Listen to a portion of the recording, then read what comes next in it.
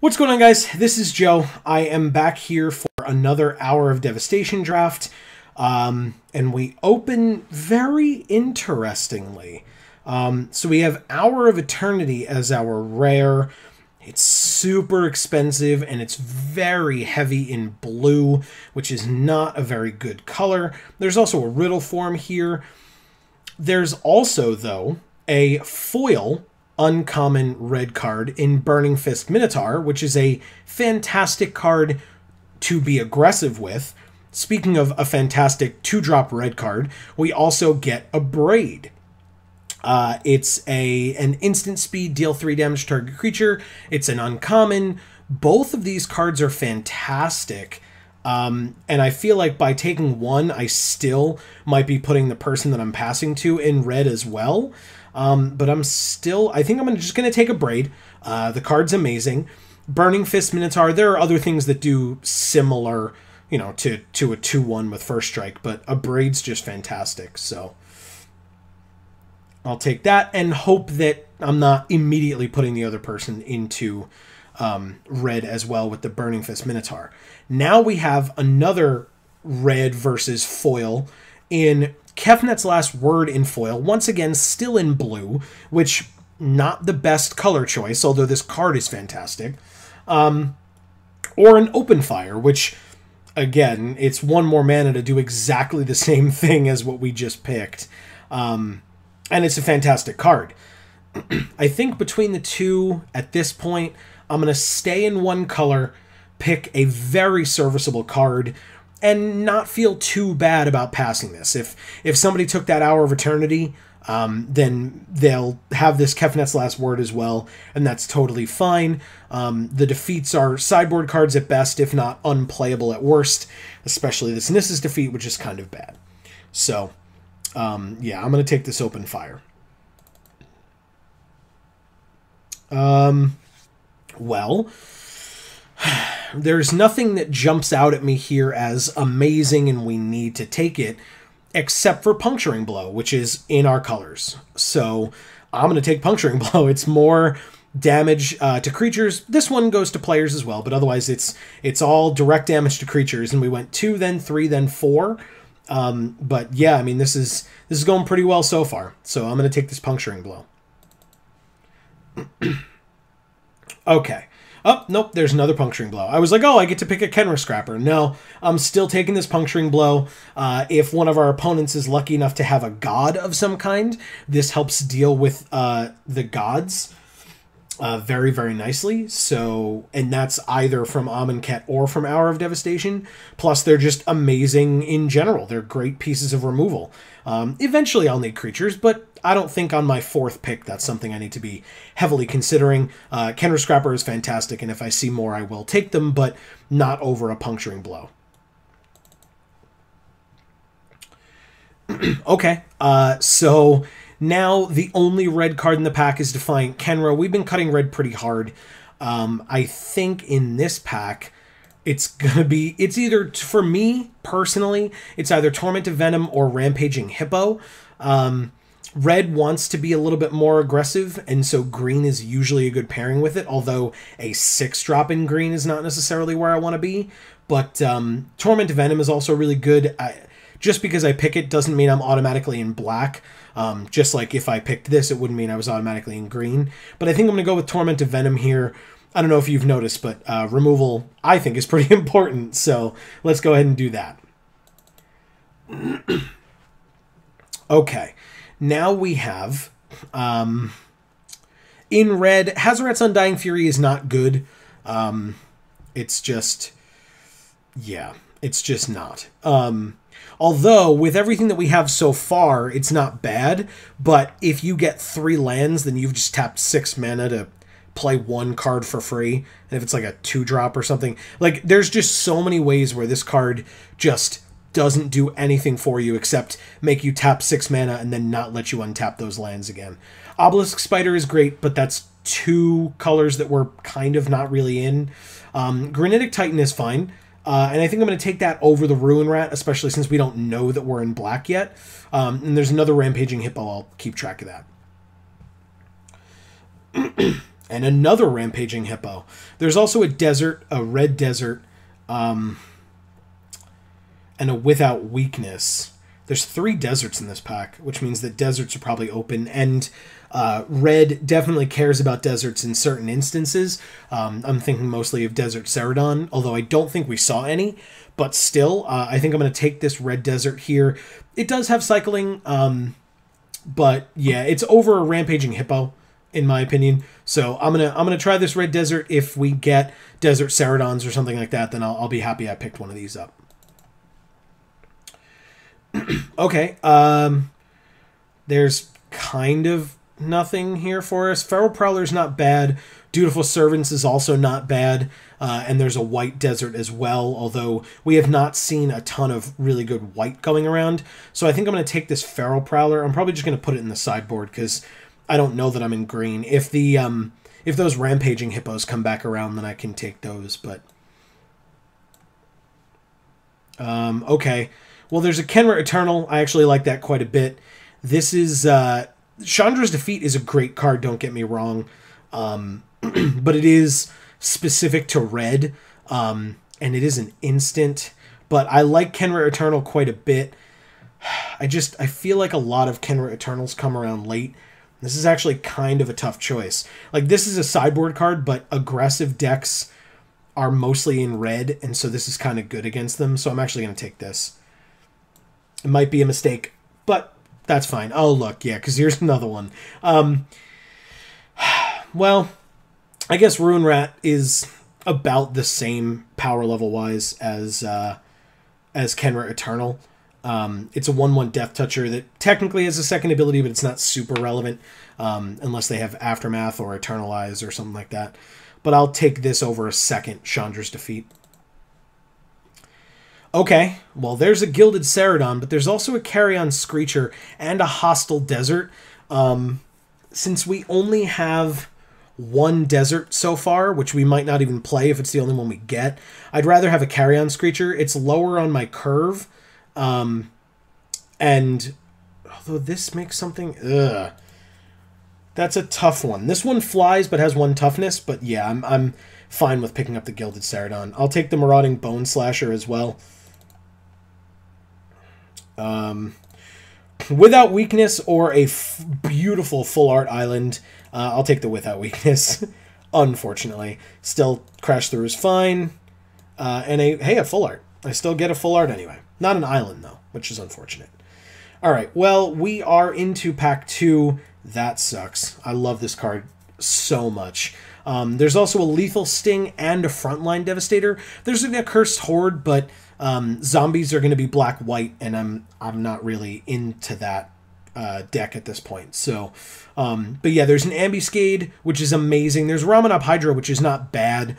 Again, we have 1 desert, so it doesn't feel that bad not taking it. I think I'm going to take the Lethal Sting here. I'm going to kind of more heavily move into black. Frontline Devastator is not bad, but it's definitely not a signal to anyone that red is open. And we cut red pretty hard, so we shouldn't be missing out on any red picks this time around. So yeah, I mean, we've got, like, look at this. Tenacious Hunter and Hashep Oasis. Somebody's going to have a sweet green Deserts deck, but that's not going to be us. There's an Oasis Ritualist, too, which is nice. There's Scrounger of Souls, but I think even better, there's a Kenra Eternal and a Kenra Scrapper, and there's a Moaning Wall as well. But between these 2 Kenra cards, I think I'm going to take... let's go with the Scrapper. I like this guy quite a bit, so... Okay, there's an Ifnir Deadlands, but we're not super heavy deserts, but to be honest, there's really not much else here for us. Ifnir Deadlands is a great, great card. And we already have 1 other desert. We can kind of start prioritizing them a little bit higher. There's also an Endless Sands and a Shafet Dunes. So there's definitely, you know, this pack is not short on deserts by any means. The next best card for us, we already have a Granitic Titan. I don't want like a million of them. And Liliana's Defeat comes around later. Scrounger of Souls is not bad. I actually like that card quite a bit, but I think Ifnir Deadlands is going to be better for us. So I'm going to go ahead and take that. All right, so we have a Refused Cooperate, which at this point we would be using Refuse. But there's also a Thorned Moloch, which I think is a perfectly fine pick. This pack's kind of bad for us in general. But Thorned Moloch is great. We have a lot of removal, which will fuel the prowess on this guy. So, yeah, I'm going to go ahead and take the Thorned Moloch here. There's another Gilded Ceradon. There's an Overcome. Green is super open in this direction. My God. And there's a Marauding Bone Slasher as well. We already have one. We're obviously not planning on blocking if we're trying to be aggressive. So it's not a huge deal. But I think I'm going to take a second one of these. It does look like we're moving at least slightly into deserts. So I'll take the Gilded Ceradon to make something unable to block basically every turn that this attacks. Here's another Gilded Ceradon. There's just such insane green going around the table. I'll take another Gilded Ceradon and then probably not any more. I don't need any more, even though there's one here. But there's also a Black Desert, which I will happily take over the Lurching Rot Beast or the Gilded Ceradon, or the Vile Manifestation. We're not heavy cycling either. Okay, there's another Thorned Moloch. There's also a Survivor's Encampment, but I think I'm going to go with the Moloch here. Once again, all of our removal helps fuel this Moloch quite a bit, and a lot of it is instant speed. Not quite this guy, but a lot of the burn spells that we took early are. So the Frontline Devastator came back. I was kind of hoping that would happen, but I didn't want to do a called shot in case I was wrong. So here's the Frontline Devastator. I'm definitely taking this guy. Here's a Scrounger of Souls or a Moaning Wall. If we're trying to be more aggressive, this is a lower drop but doesn't do any damage. And yeah, it has cycling, but I'd rather have the lifelinker. There's also a Survivor's Encampment. We don't really need the fixing. The lifelink would not be bad here, though, at all. And I might get rid of a Gilded Ceradon to clean up our 5-drop slot. Kindled Fury is not bad, having one. I'm probably going to get... Yeah, I don't know why that crash through was still in there. I'll take the Kindled Fury and be fine and happy with that. This Chandra's Defeat will be really nice out of the sideboard if we're facing a red deck. Just in general, going in combination with all the other things that we have. Defiant Kenra is fine. I don't know that it makes the deck, but maybe it does. Doesn't really matter. We're in neither of these, but green is super open, so we'll do that. Okay. Whatever. Hey, a full art that we can actually put in our deck. That's cool.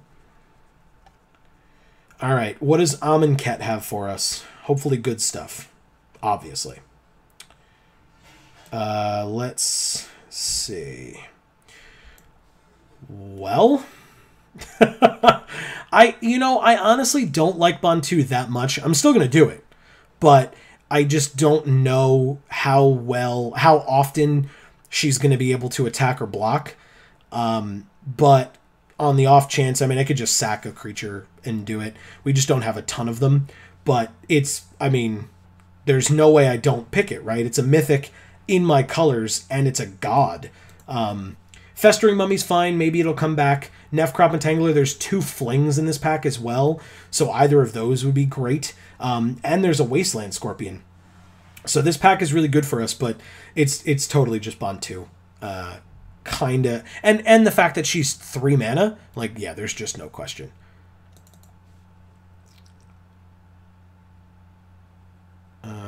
Okay, well. Yeah, I'm happy with this deck so far. We've obviously got cuts to make.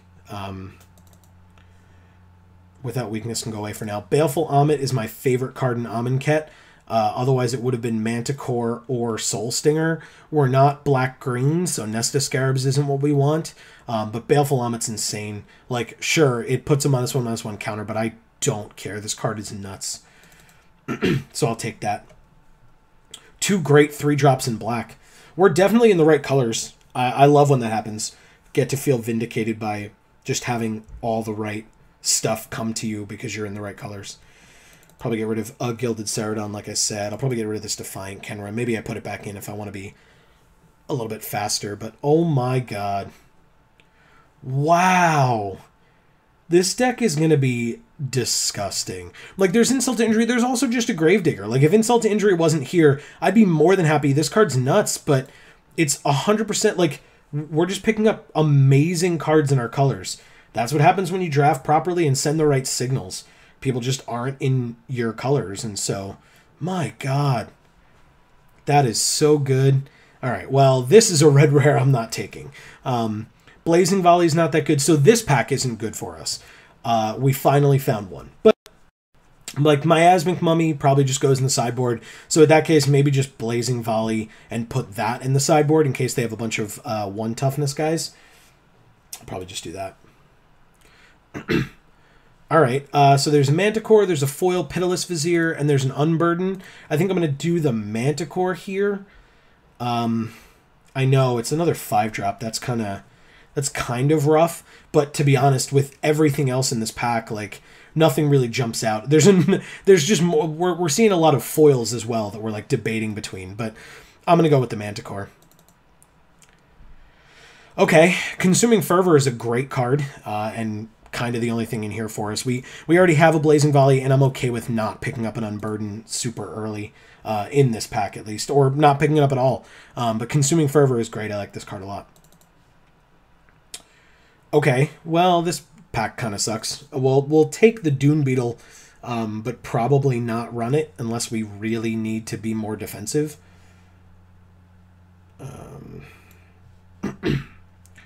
There's a Tormenting Voice, a Trespasser's Curse, but there's a Wasteland Scorpion, and I'm going to take this Scorpion. We might have needed the Tormenting Voice. Trespasser's Curse is nothing, but Tormenting Voice is a way to draw cards. But Wasteland Scorpion, like, we only have 1 creature with Death Touch already. To get rid of something big, it might be helpful. So there's this was the pack that we opened. Wasteland Scorpion comes back, one of the Flings comes back, the Festering Mummy, and the Faith of the Devoted. So if I remember correctly, I think Fling is the only, like, the foil Fling is the only card in our colors that did not come back out of this pack. I'm gonna get rid of that, and I'm gonna take Festering Mummy here. Okay, there's a Horror of the Broken Lands. I'll take that over a Desert Ceradon. They both cycle for 1 of their color, but this is lower. Of course, it's another 5-drop, but it's better than 6. And there's technically an opportunity to cycle stuff and make it better. Well, there's a Violent Impactor and Evolving Wilds. I think it'll just be Violent Impact for the sideboard. If somebody has an Edifice of Authority or something like that, we can get rid of it. There's just, like, this works really well with Bond 2, but that's a 2-card combo that just isn't going to happen. So, whatever. It's in our colors, and it's the only one in our colors, so I'll take it, but we're not playing it. There's a Pitiless Vizier, probably the same thing. Take it, not play it. Full Art Swamp. Sure, I'll take 2 of those. And a Full Art Plains again. Jeez. Guys, this deck is not bad. Let's get into actually building this thing and see. We've got a couple of, well, actually, no, we don't have a lot of cuts to make because we're just going to take these 3. Yeah, we're just going to move these 3 to the side for now, and we need to make 1 cut. And it's probably going to be from our 3-drop slot because, my God,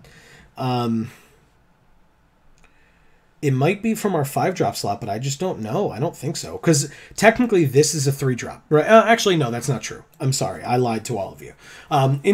Insult to Injury is an amazing card. It's my, like, it works best when you can play them both at the same time. Because then it's just nuts. I mean, you could end the game that way. Deal 4 damage to one of their creatures, 4 damage to them, and all of your creatures and or our burn spells deal double damage. After tapping 6 mana, it doesn't feel too good to then have to play burn spells. But still, like, this card's just insane. What are we going to get rid of is the question. I say we get rid of, like, I feel like it's a 5-drop, but then at the same time I feel like it's, like, this is a tough choice. As always, let me know in the comments if you think I'm making the wrong decisions in picks that I've made or in things that I'm cutting or not cutting, because it's possible that I just don't see it. I don't pretend to be perfect. If you've watched my other drafts, you know that to be true. So yeah, let's see how well we do without Scrounger. Might be the wrong choice. I actually like that card a lot. It's got lifelink. We already have a lifelinker in Baleful Amit, and that Baleful Amit's a 4/3 as opposed to this being a 3/4, and we can kind of hopefully burn away any resistance. So let's go ahead and take these deserts and add them to the deck as well. In fact, for those of you that care, I'm not usually this guy, but I'll do it so everybody can see. This is what creatures versus spells looks like. I mean, I think that's perfectly fine. I loved all of our early pickups. I don't regret any of them. And then we just have to add lands. We already have 2 black here and a red. I think we're pretty evenly distributed. There's some double red here and some double red here, but black is like earlier on in terms of creatures. So it's probably a 50-50 split. Maybe, well, I mean, obviously we're going to have one more of... Well, actually, no, we're not going to have one more, because the If-Near Deadlands makes black, but only if you pay life. So with 1 black desert, 1 red desert, we might not even play that. Maybe, whatever. I can keep it in. That's fine. But we might be able to just do an even number on lands of each, and we'll see what it recommends. Wow. That is a drastic difference. What the hell? That's crazy.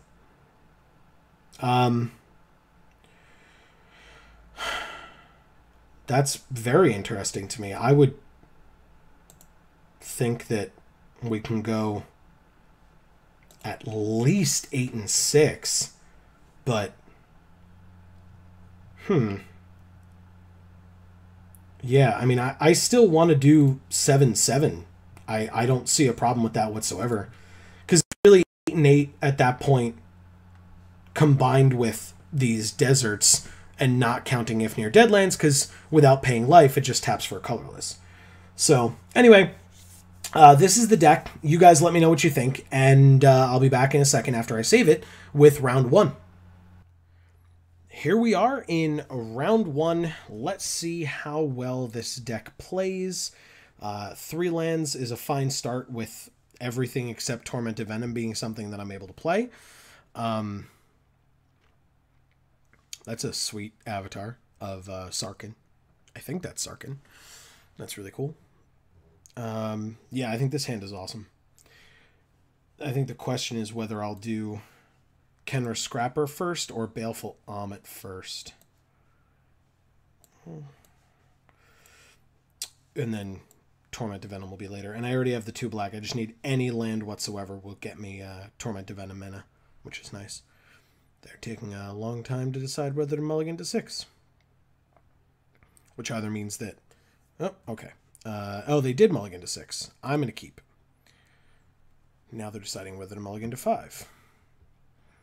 I, of course, want them to, but at the same time, I really want to... Okay, that's fine. They mulligan to 6. I want to see how well my deck plays. Hey, a Festering Mummy. We have one of those. Okay. On our turn, we drew the 4th land. Alright, well, let's do the same thing as them, except we don't get a creature out of it, which means we're going to take a damage this turn. Ooh, they have an Ipnu Rivulet. I wonder if they're actually going to mill us. I doubt it. But anything's possible. We take 1. They'll play a Wretched Camel. They don't have a desert yet. Oh, yes, they do. I'm an idiot. And we drew another land. That's kind of annoying. All right, well, we can still do nothing. So here we go. We'll take another 3 on their turn. and go to 16.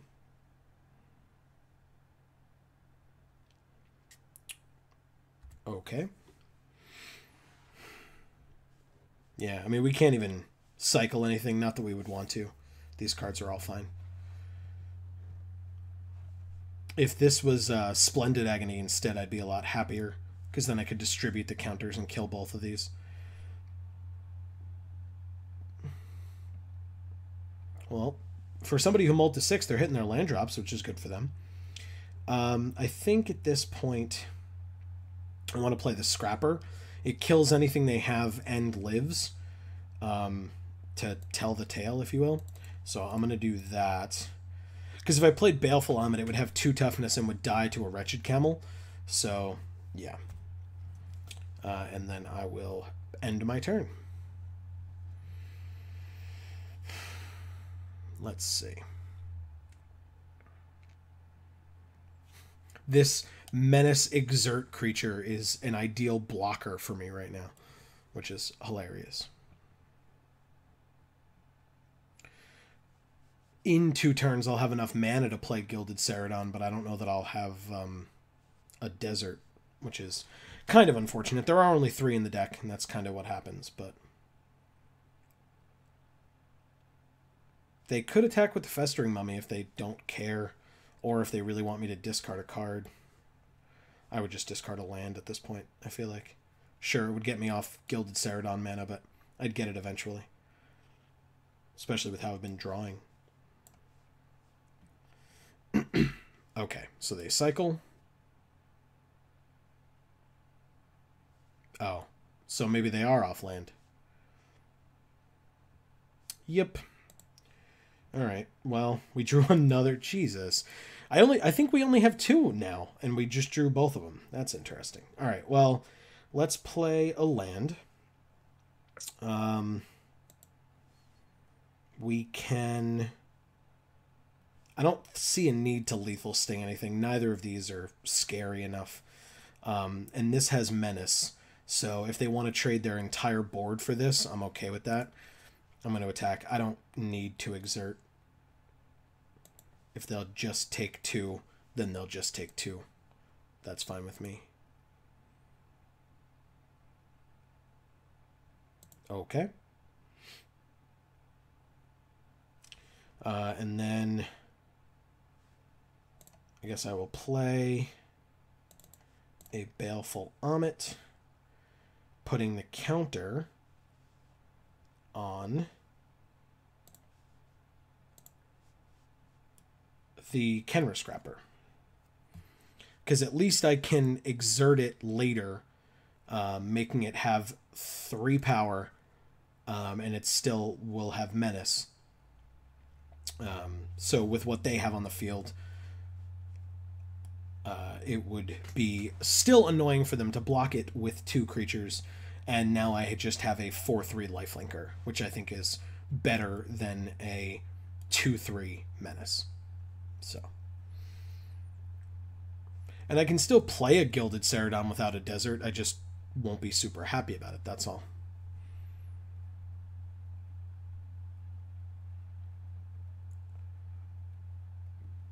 Plus they're off land. Yeah, they just had to pay a life for this blue for a 2/2.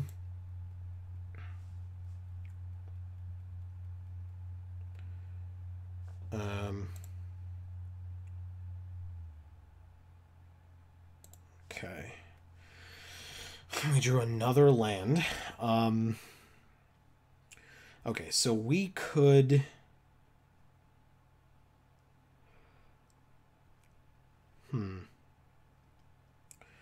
I'm debating whether to Lethal Sting pre-combat. I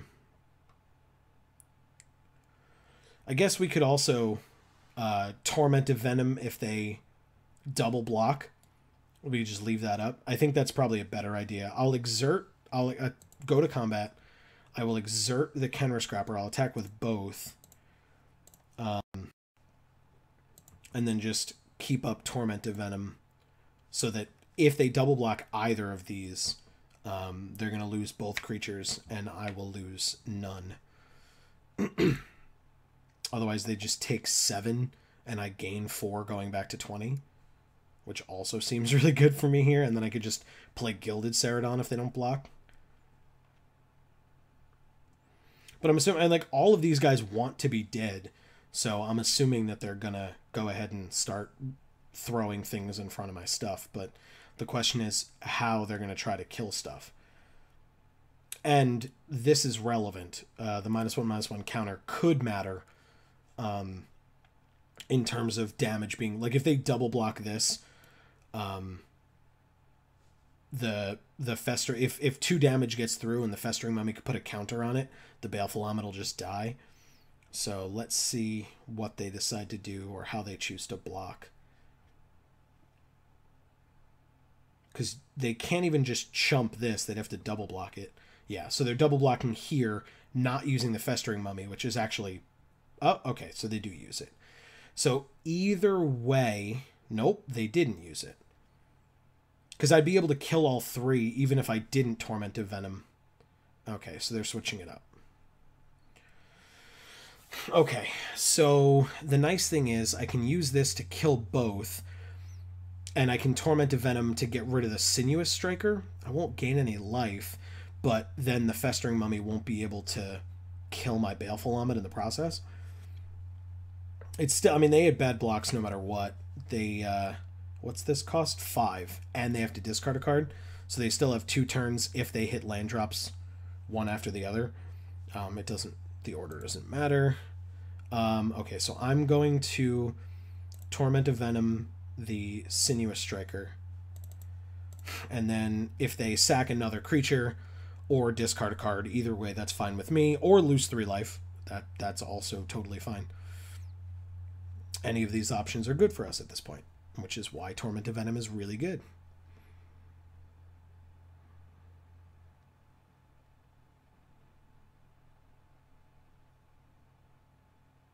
Okay, so they sacked the Festering Mummy to put a counter on the Baleful Omet, which doesn't make a whole lot of sense, although these 2 still trade, so that's fine.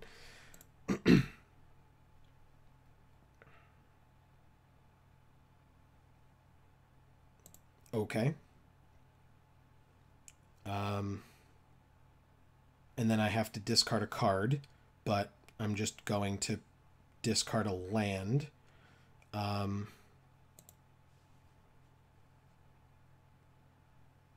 then play my 5th land anyway. Does it matter? I don't think it does. I'll discard a swamp, and then I'll play my other land and pass. I need to be drawing some things besides lands, and my opponent wants to be drawing lands because they've missed 2 land drops now, I believe. Well, actually, if they miss it this turn. Let's see.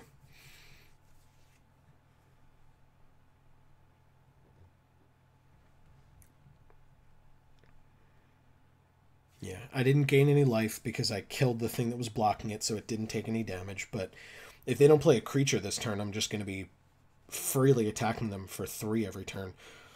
I could Lethal Sting. I wouldn't be super happy about it, but I could. Oh, they cycled. Hieroglyphic Illumination. That stinks. I'm sure they would have liked to do that. And then they get their Desert, which is a tap land. So that's nice for me. I drew a Manticore of the Gauntlet. And it deals 3 damage to target opponent. So yeah, we'll do that. And then get in for 3 as well. We can do it post-combat. Let's attack. If they have a trick, that's fine. Kill spell or something. They do not. So we play Manticore. And put the counter on itself. Okay. Very good. I'm at 19, they're at 10. This seems pretty good for me.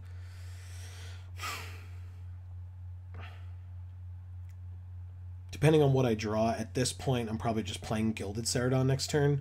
I could also Lethal Sting now, putting it on the Manticore. Then they'll both creatures will be 3/2s. which is still totally fine if I get to kill the only, presumably the only creature they play this turn.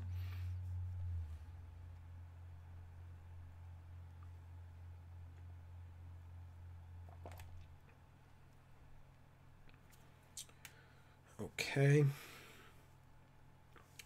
Yep, the only creature they play this turn. That's what I thought.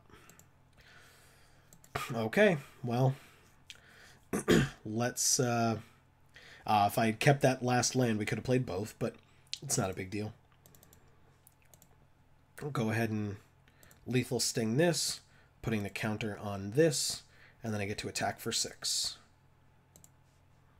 And gain 3 in the process. Okay.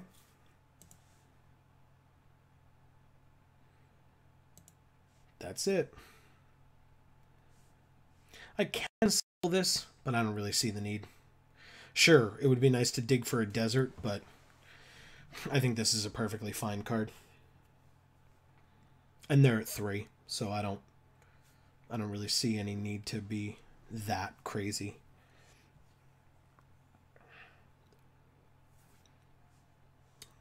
They were short on land. I don't know what their deck is trying to do yet.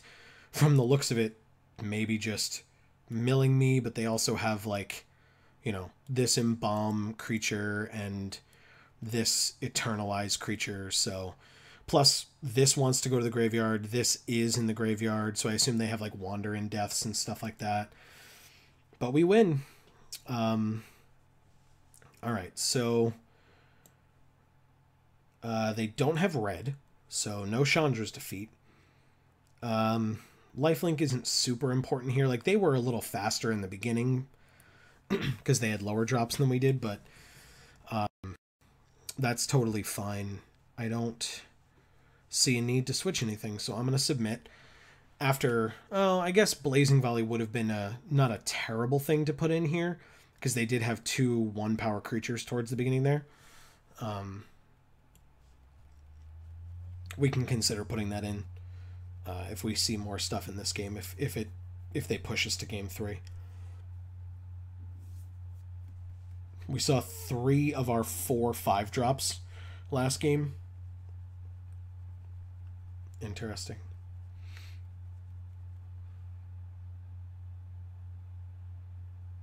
And none of our deserts. Again, there's only 3. I might take them out, and I forgot to... Now I realize you guys are probably yelling at me, but now I see that I didn't put in my full arts. Maybe I'll do that later.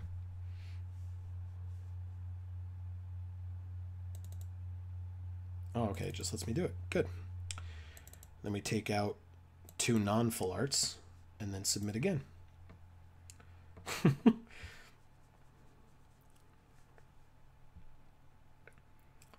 Very good.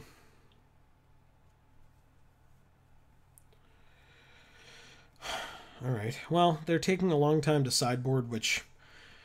It's our first game, so it might be their first game with their deck, so they're trying to see maybe if they have to fix up their mana ratios or something like that. Or maybe they just walked away to get something to drink and are just making us sit here and wait. Either way.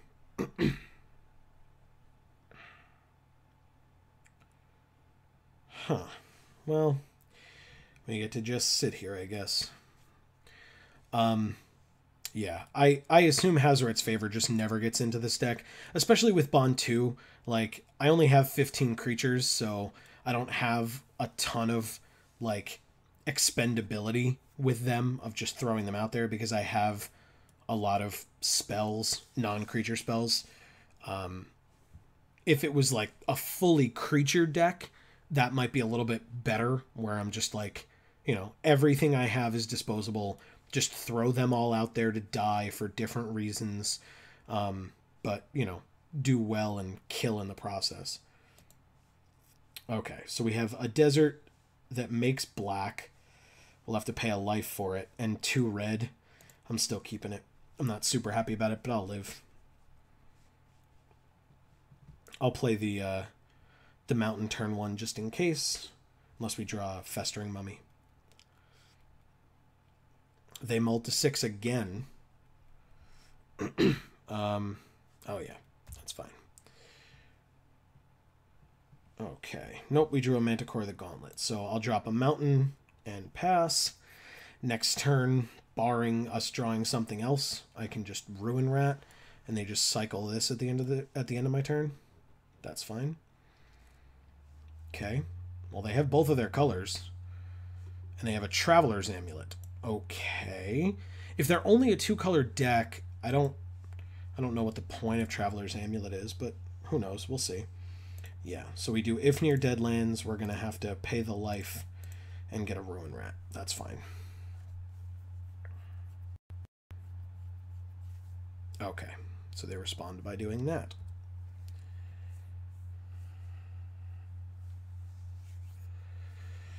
And it's a mountain. So they are 3 colors. So they were off 2 colors last game. That's crazy. Okay. So they got Bolus, I guess? That's what it's supposed to look like, right? They got Bolus. Okay. I guess we'll do... Well, we only have 3, so let's play a Thorned Moloch and leave this rat out to block if need be. But now they have all 3 colors that they need for Nicol Bolas, if that is what they have. Obviously, they need more mana, but yeah. They have 1 of each. I don't quite know what their deck's trying to do, though, because they have Ipnu Rivulets. What, like, I don't, unless, are they milling themselves? Like, I can't imagine. They're just like, I just don't see the reason for them to have picked up deserts. Like, I don't know. Oh, well, I guess I was going to say we haven't seen anything that cares about deserts, but technically we saw that Wretched Camel. So, yeah, I got nothing. Do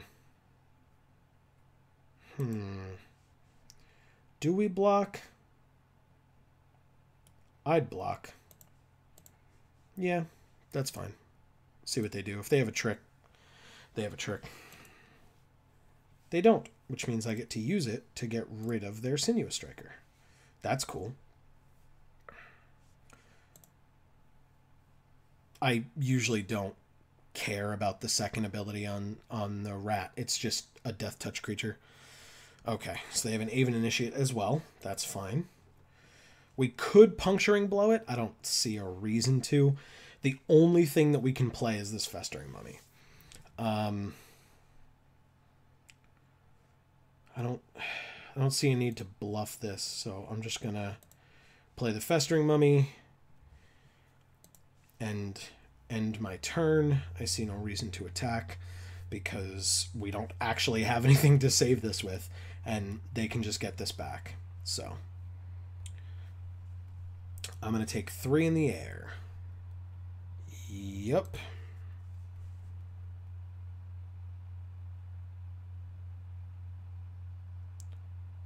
They have 5.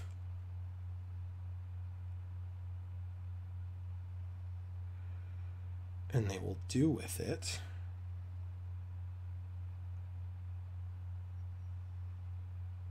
They'll play a Lurching Rot Beast. It's a 4/2. Okay.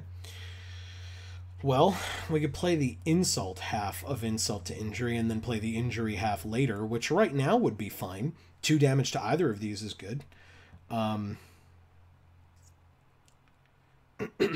Let's see. It's the only thing we have. It's a sorcery, so I'd have to do it pre-combat. Plus Prowess would then make this a 3/3, and it would deal 6 damage and it has First Strike if they don't block. So that's actually really good for the Moloch. The Festering Mummy, whatever. I mean, it would kill this if they blocked with it, but they're presumably going to block this 6 damage as opposed to the 4 damage. Oh, no, it's not. Yeah, it's doubled. So, as opposed to the 2 damage, I should say. Because it only buffs this because it has Prowess. So let's go ahead and pay 3 for Insult. Prowess trigger happens. They have 1 blue mana. Okay. Then we go to combat.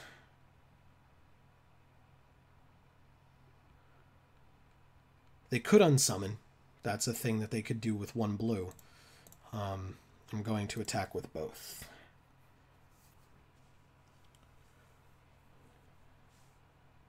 If they take it all, they go to 12. And then I take 7 next turn, so I go to 8, which is not ideal. Yep, that's fine. So keeping the Festering Mummy back would have made the most sense. But that's fine. Like I said, we'll go to 8. And then hopefully draw a land. But if we draw a land, we have either of these 2 removal spells.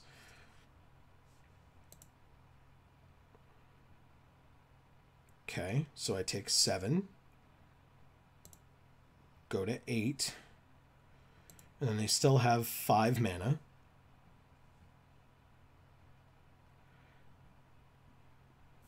And they play another Sinuous Striker.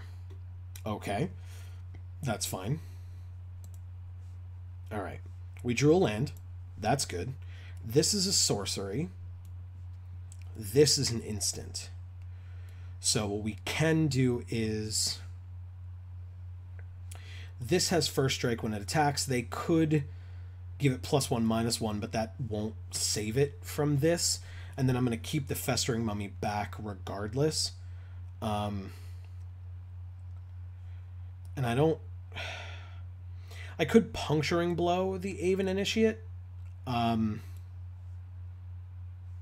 But I think I'm going to wait and just Tormentive Venom something. The Festering Mummy is a good block on the Lurching Rot Beast, because I block it, deal 1 damage to it, and then put the counter on it to kill it. And Sinuous Striker, I don't know. We'll see. I'm going to attack with the Thorn Moloch, and if I need to, I can Tormentive Venom to beef it up to a 3/3 and kill something. So it's just going to be the Moloch. Oh, I actually can't Tormentive Venom. I'm sure you guys were yelling at me about that. That's totally fine. It still has first strike as an attacker, and they're just going to take it anyway. All right, so I'm going to Puncturing Blow. It's the only thing I can play. So I'm going to Puncturing Blow the Aven Initiate. And I risk taking 5 next turn if they can somehow deal with the Festering Mummy. So let's use Puncturing Blow on the Aven Initiate, which means it gets... Yeah, so that's that's silly with that prowess, but that's fine. I just didn't realize I didn't have 2 black, even if I had to pay the life. So Aven Initiate gets exiled, and that is my turn. Any land is fine, because we have access to any of these, although I probably wouldn't play Horror if I didn't draw a black. But Manticore is fine, Gilded Celadon's fine. Yeah, see, so like I said, if they had a way of dealing with the Festering Mummy, which they did with an Unquenchable Thirst, it taps, it does not untap. I can Manticore it, which is nice, if I draw a land. I would only be able to put it on 1 thing, but still. So I take 6 and go to 2. They could have brought me to 1, because they could have paid the life and gone to 9 to buff this guy. Especially because I'm tapped out, so it's not like I have any other tricks going on. They have 3 mana left, so they might have just been saving it up to do something else. Like opening fire to kill me. Okay, great. It happens. All right, game 3. I don't know that Blazing Volley is good enough here. Maybe...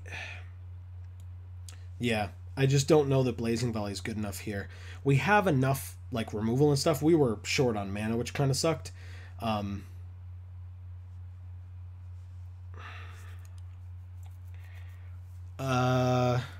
Violent Impact destroying a land would be kind of mean.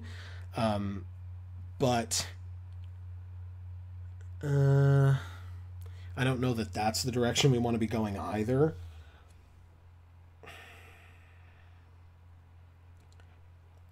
Yeah, I'm gonna submit.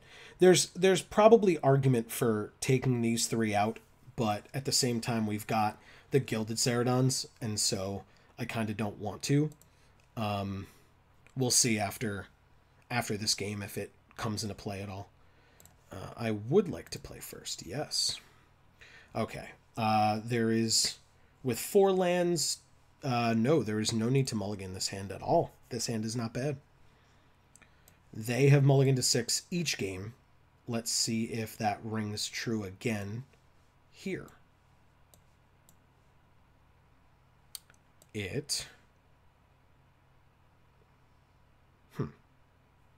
Still thinking. They do not mulligan. Okay, I will play a land and pass. I can Ruin Rat next turn, which is nice. And then either of these the turn after, but presumably the Bone Slasher.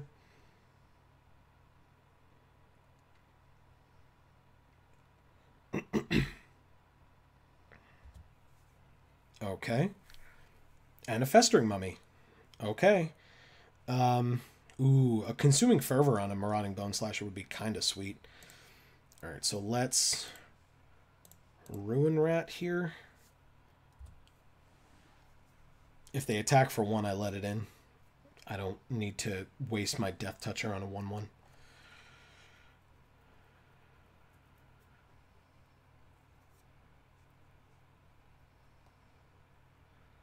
Okay, well they have 2 of their 3 colors. It seems like red is their splash, but I don't know that. Like I said, it gets through.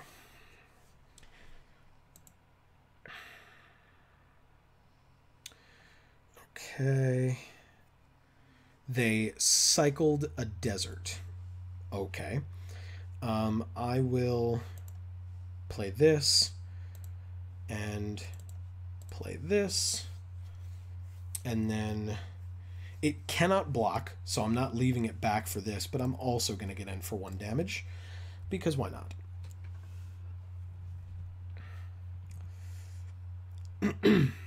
Alright.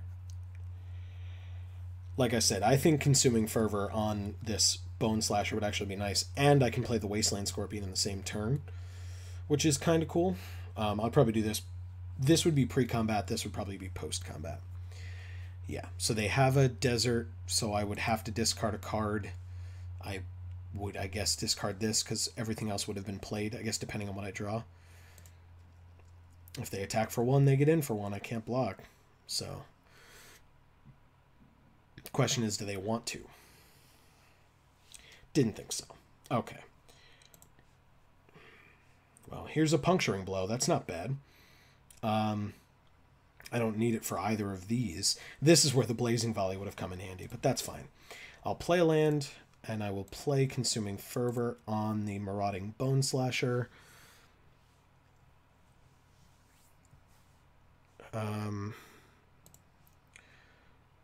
I will only attack with... Oh, yeah, I guess if I don't attack with both, they're just going to Festering Mummy to kill the Ruin Rat anyway.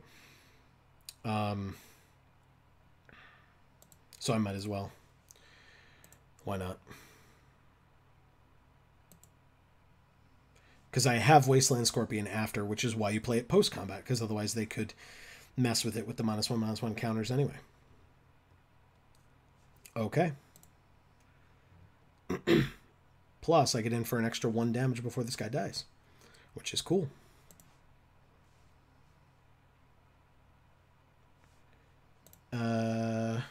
Because it doesn't matter. I'll pick the Mummy. It seems like they might have ways of getting creatures back from their graveyard. Like a Wander in Death, for example. Okay, now I'm going to Wasteland Scorpion. And end my turn.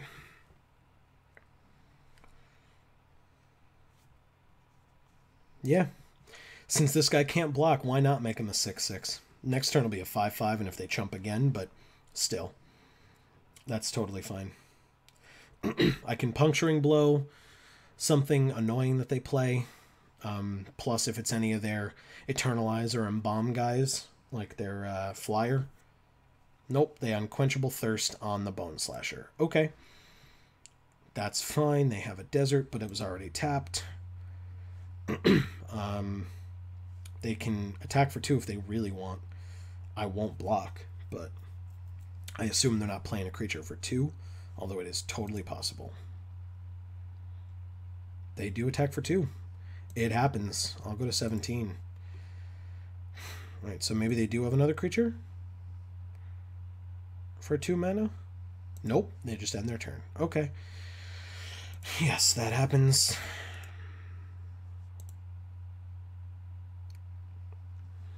Okay, so I drew a 5th land, which means that I can play the Gilded Celadon after attacking for 2. So I will do that. We're just kind of trading hits back and forth here, which is totally fine. Right now, with my removal and my now what's going to be a 4/4 creature this turn, I think I win the race. So let's do that. I don't have a desert, which is unfortunate, but right now I kind of don't need it. They can't attack this turn favorably. If they make me discard my Puncturing Blow, they make me discard my Puncturing Blow. It's not, you know, if this dies, it's not the end of the world. I might also just let it in. They have 5 lands now, no red. But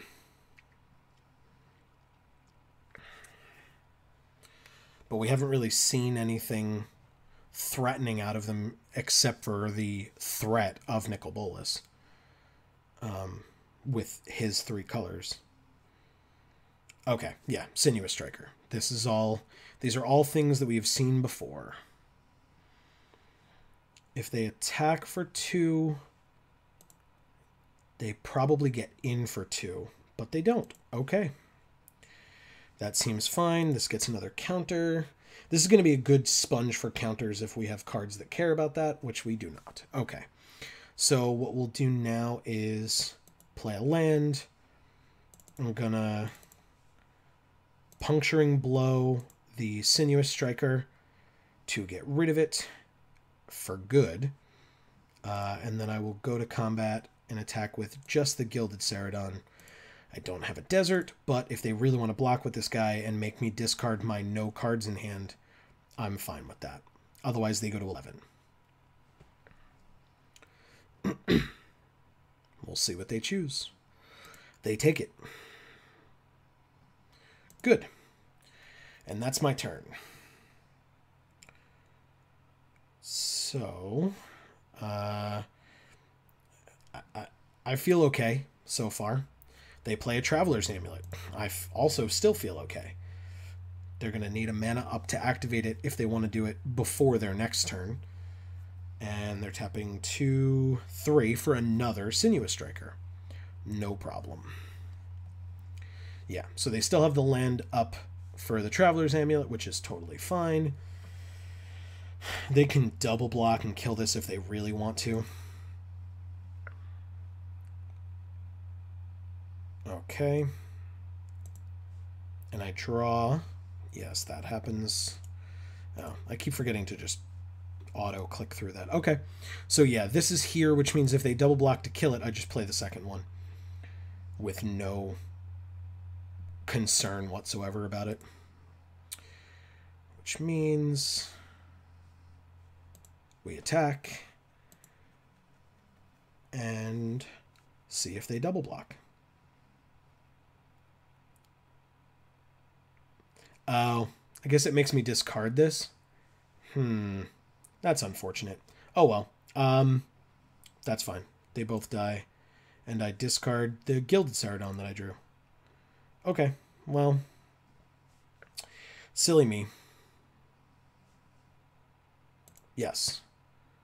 I will discard the only card in my hand. And I will end my turn. Okay, well, The Traveler's Amulet, of course. That is fine. A mountain, of course. Now they have a land drop this turn, so they have 6 total. And 3 cards in hand. The Marauding Bone Slasher is back down to a 3/3. But we have a 2/2 Wasteland Scorpion. They can bring this back. They have to discard a card, but they could. It'd be a 4/4. Okay, they play a Heckma Sentinels. We did see them cycling things, so that's fine. They only have 2 cards in hand. Yeah. And they end their turn. What do we draw? I'm actually going to remember this time. Jesus. Okay. It's a Thorn Moloch. I mean, they clearly know we don't have any tricks for it, at least right now, but it's still something. And that's going to be my turn, I guess, because I'm not going to attack with the Wasteland Scorpion, because they're just going to not block, go to 9, and then attack and have me not able to block profitably with this guy. So they just abrade our Scorpion. That's fine. So now we can't profitably block anyway. And they discard a card for this, eternalizing it. It was just an island. So the Heckma Sentinels gets bigger, and they have a 4/4 Sinuous Striker. Okay. And they attack for 3. And they get in, because for right now, I'm not blocking.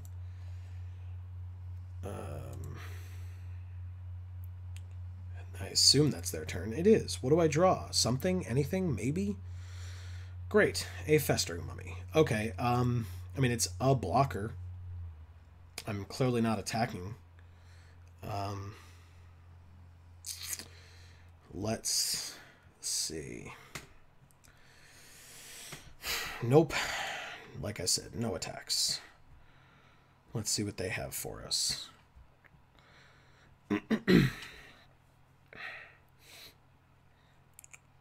They have, right now, a 4/4 and a 2/3, and 2 cards in hand, so they could still cycle. I don't, there's no other Eternalize or Embalm guys, because they didn't get their Aven Initiate this game, and I exiled the first Sinuous Striker. I love this art. It's so cool looking.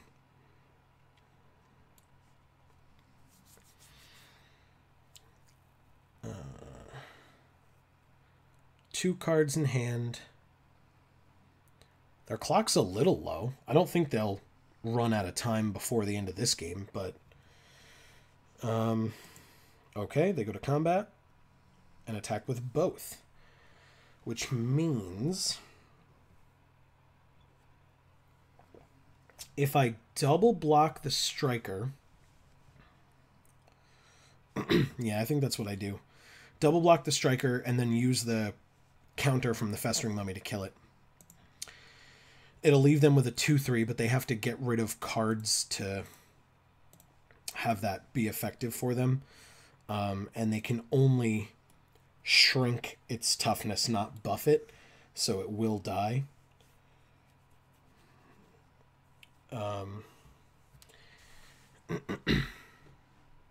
So let's see.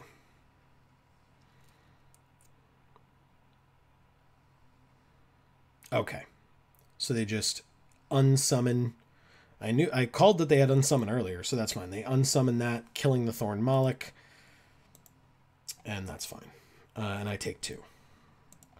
Okay, and I draw. Yes, this thing is still slowly dying. There we go.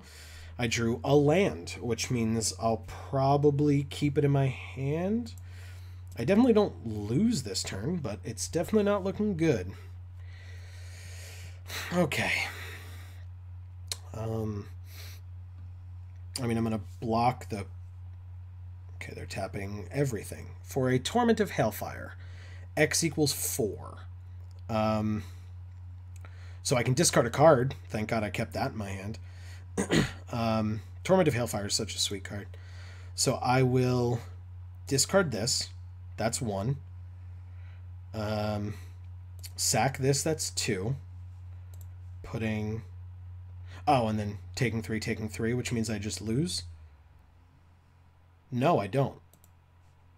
Oh, yeah, no, I don't, because they can't cycle or discard. So I go to 1. I'm pretty sure there's not a single card in my deck I can draw to stay alive. But I do, in fact, go to 1, thanks to that Festering Mummy. And to me keeping that land in hand. Even Insult to Injury, it kills the Sinuous Striker and deals 4 to them, but that's it. So I still, it doesn't save me. And this is a single blocker. And so, hooray. Congratulations. All right, guys, I will be back with round 2. That was a little disappointing in just a bit. We are back. We won the die roll. We get to play first. And, ugh, this hand is rough. I'm gonna mulligan this one. Well, this one's not a ton better, but it's better. So I'll keep this one. And they kept 7 as well, and I will keep this on top. Okay. Start with the Deadlands, and then pass. Next turn, I'll at least have Ruin Rat, and then any land gets me all of the creatures in my hand. Okay. And they end their turn as well. Guess what I'm going to draw? I'll bet you it's a Ruin Rat. Okay. And that'll be it. They are also on black. Right now, as far as they know, we're mono black. Oh, mirror match. Okay. They end their turn. Interesting. All right, land? Sweet.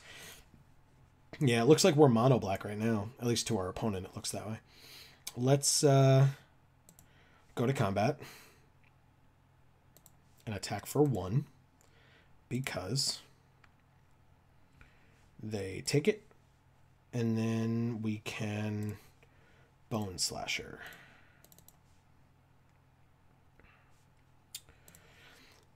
It might have been more correct to Wasteland Scorpion there, because that way we have 2 1/1 Death Touchers if Baleful Omet comes down and puts the counter on the Scorpion. They have a Grizzly Survivor. Okay, so they have a 2/3 that can become a 4/3. That's fine. That's a good chance for Marauding Bone Slasher to attack. We still have drawn no red. That's interesting. We can also use this to kill something with 2 toughness or less, at least with what we have in... Oh, no, we can't. Not yet. 1 more mana. All right, so first things first, let's attack with both.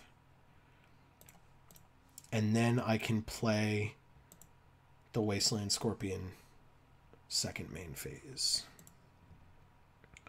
They do not block. They go to 15. And then I play my other Death Touch creature, which I'd like to stay alive long enough for it to also become a 1/1 Death Toucher thanks to Baleful Omet. But if it needs to block, then it needs to block. But I also don't mind going to 16 here. It's just if they do it twice for some reason that it becomes an issue. Which I guess I won't know until after I don't block, but that's fine. If that's what they're going to do with their whole turn, then I'm okay with taking a good amount of damage this turn. Or I just take 2.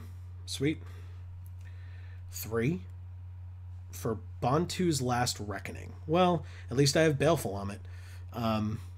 Their lands don't untap, and they kill everything. Ruin Rat lets me exile, I guess, Grizzly Survivor. If they really want to get Bantu's Last Reckoning back, that's fine. Okay. And that's their turn. They played a land. I draw a desert. Well, it's red, so at least I can, at some point, abrade if I want to. Or if I get more red later, sack it to shrink and or kill something. it puts it on itself, because what else would it do? I have a 3/2 lifelinker, and that's my turn. Coincidentally, I can also skip through their turn as they play nothing. Awesome. I get a land, which means I can play it and attack. Perfect. I gain 3 life and go to 21. Abrade is an instant, which is really nice. I'll just end my turn, and then if they get to play anything with 3 or less toughness, I can just kill it, which would be kind of great. Okay. Well, if I can play 2 spells, if I draw a spell that I can play, I should say, then I can kill it. Oh, no, I can just kill it now. That's awesome. It was an Amit fight, but I'm going to play this spell, and it gets a -1/-1 counter, and then takes 3 damage and dies.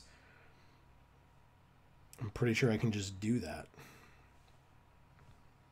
As they, I assume, end their turn. They are tapped out, and this creature has summoning sickness. Okay, let's just kill it. Yes. It becomes a 3/3 and then takes 3 damage. Awesome. That was kind of great. That lethal sting was truly lethal on both sides. Well, that's an unfortunate draw, but as we've learned, I'm going to keep that in my hand. I have 6 total available, or enough to do this if I need to make this a 2/2. I think I might just do that. I guess the problem is if I draw like Puncturing Blow, because then I don't have double red. Yeah, maybe I wait. Let's see what I draw. Hopefully it's not just another land, because that would be kind of frustrating. They have 1 mana open and are still thinking. Okay, my turn. I draw, because I chose not to Deadlands. I got an Open Fire. That's pretty cool. I definitely can't do both. I can't Deadlands and Open Fire, but let's pass and see what happens. I can't kill the Gilded Ceradon in any way. Again, over 2 turns. I could do this 1 turn and this another, or this twice for some silly reason. But I don't know. They don't have a desert. We have 2, which is rare for us. We're just going to take 4, which is fine. Thankfully, we're at 21, so going to 17 is not the worst thing in the world. And they end their turn. Come on. Well, we can at least play 1, I guess. We have 7 total. And I guess we just pass again. Our life total is going to start shrinking very quickly if we don't draw something. Kind of anything against this Gilded Ceradon. Which is kind of unfortunate. Open Fire is a cool card, but not up against a 4/4. This guy can kill. Or... Okay, so it makes something unable to block, but it gives this guy haste, so we're going to kill him. I don't need to do it before the cartouche activates, but still, I'm just going to do it. It's dead. Okay. And we take 4. Kinda rough. Let's see what's next. Do we get anything? No, we do not. We get a red, so we feel less bad about getting rid of the desert. And it may be what we have to do because we just keep drawing lands.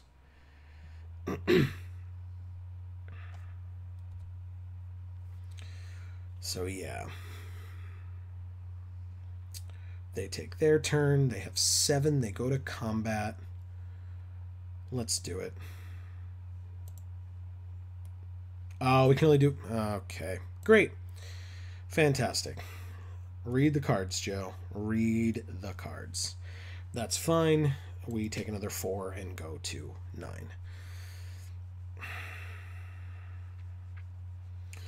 And now I assume we draw something this turn, which means that we can't even do this as a sorcery now that we realize it, because we're going to have to play something instead. They have 8 and they play nothing. They only have 2 cards in hand, so they could be flooding like we are. Great. Great. Well, now I can at least do it.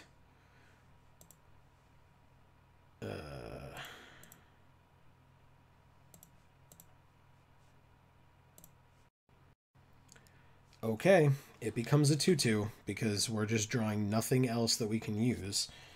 And that's our turn.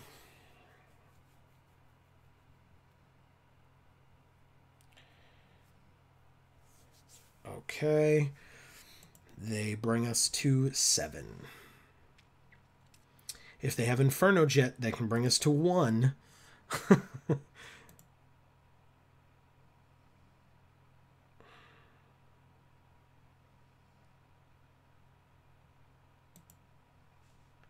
Okay, what do we draw? Wow. That's kind of hilarious. Okay. We can play both. I just don't see a need to do it this turn because this doesn't have haste, and then next turn it just gets a -1/-1 counter. So let's just play out the Gilded Celadon. I assume it's going to get burned out in some way. They've had those 2 cards sitting in their hand.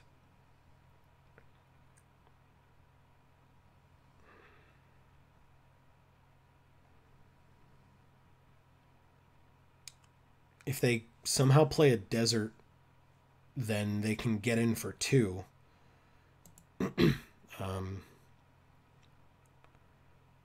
We can attack for 7 next turn. That's kind of cool. And we can make something unable to block if they... Yeah, so they have 2 things, 2 creatures. Let's see if they attack. It would. I think at this point... Oh. Okay. They Lethal Sting. Great. Okay. Well, we take 2, go to 5. If we draw another land next turn, we can If Near Dead Land, sacking itself to kill the Gilded Celadon and only take 1 a turn, as opposed to 3, 2 this turn and 3 next turn. No blockers. They have 4 mana left with 1 card in hand. And they end their turn. Do I draw something? Yes, I draw the other Gilded Celadon. Okay. The problem is, if I play Celadon, either way I take 1 from this, so that's not a huge deal. I can always block this and kill it. Or block this and kill it. But that's if I Celadon this turn and not If Near Deadlands this turn. I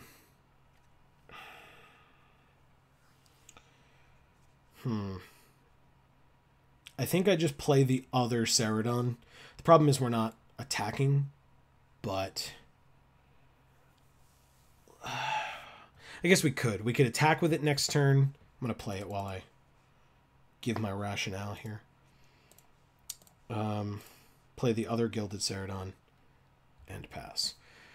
Next turn we can attack, make one of their creatures unable to block, which means they would block with the other one because we're going to be attacking for 7. So presumably they block unless they want to go to 5. Which, trust me, is not a nice place to be. But yeah, they can do that, and then we can kill something with this. Okay, they're going to cycle. That's fine. So they didn't even play the desert to be able to get in for 3. Interesting choice. Oh, but it's in their graveyard. Silly me. Okay, so yeah, they just get in for 3. I go to 2.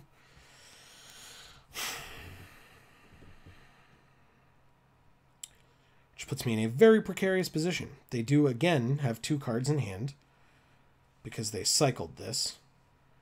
I mean, I blatantly can't block, so... And they end their turn. Okay. Well, hopefully I draw something. Anything. Maybe. It's a Thorn Moloch. It's a blocker, technically. I think what I need to do, though, is... If I play this land, I can play the Moloch and If Near Dead lands to kill the Ceradon. And then the Moloch gets to stay back. Like, the problem is I'm taking 1 from this no matter what and going to 1. So if they have anything at all... but yeah, so let's play a land.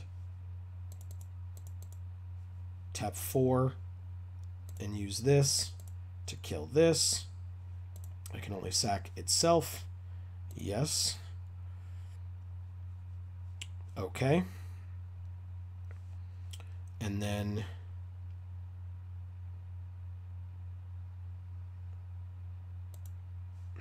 if they have a haster, which we've seen that they do have the capability of making, then I will lose. But I kind of have to try to be a little bit more aggressive here. Couldn't play the Consuming Fervor because I need to play the Thorn Moloch as a blocker.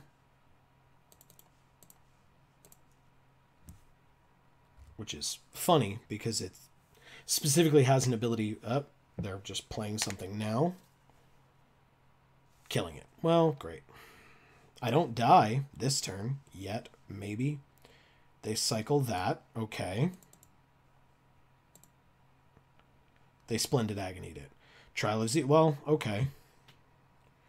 You got me. Game 2. So they have the red Trial and the red Cartouche. That's something I'll remember. Let's see. Gilded Ceradon. Nefkromp Entangler has 1. Amit Eternal is a 5/5. Lethal Sting. Bantu's Last Reckoning. So yeah, I mean, their deck is similar to ours. They've got sweet stuff going on. But I don't... Oh, well, they do have red, so Chandra's Defeat is definitely coming in. What is being taken out, though?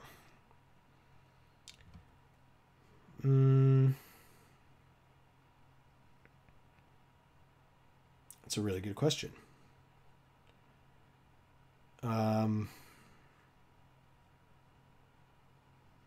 They have lots of removal, which you would expect from a red-black deck.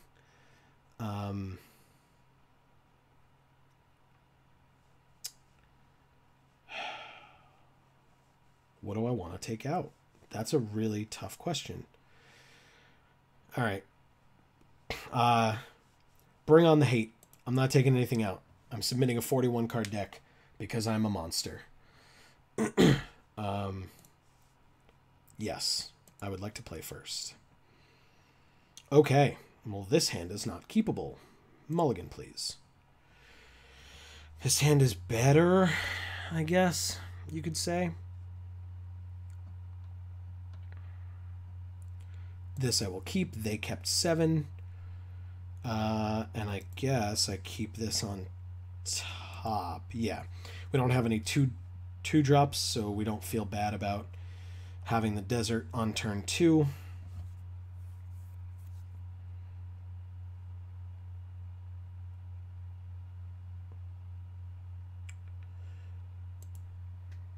Okay. That's turn 1. Moving on. Hey, look at that. They start very similarly to the way that we started. Now we'll play this desert. These are like long stops on our upkeep. It's been happening all day. I don't know why.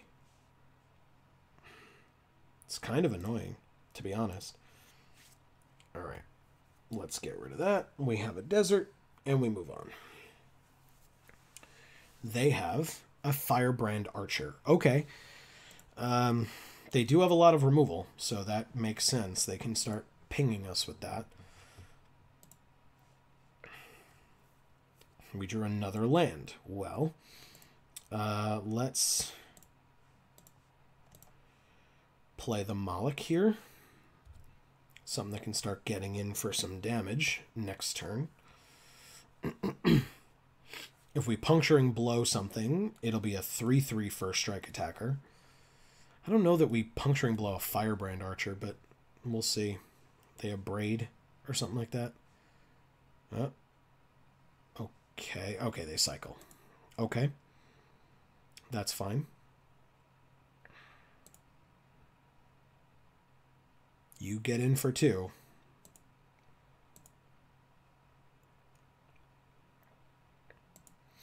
Maybe... let's see what we draw. Maybe it does make sense to Puncturing Blow it, get it off the field, get in for 3. Like I said, we'll see what we draw. This is what I'm talking about. Why is there this huge stop on my upkeep? Okay. Gilded Ceradon, which we can play next turn. And we do have a desert. So let's... It's a sorcery. So let's Puncturing Blow on the Firebrand Archer. A little bit of overkill. I understand that.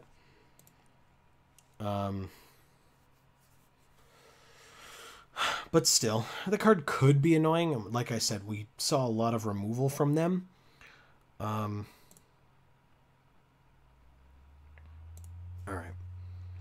And then let's attack.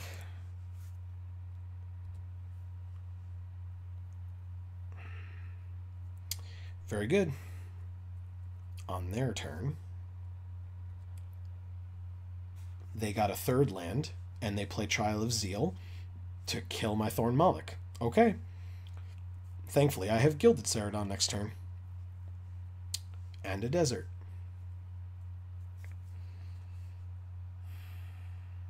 Okay. And I drew another Thorn Moloch. That's actually kind of funny. Okay.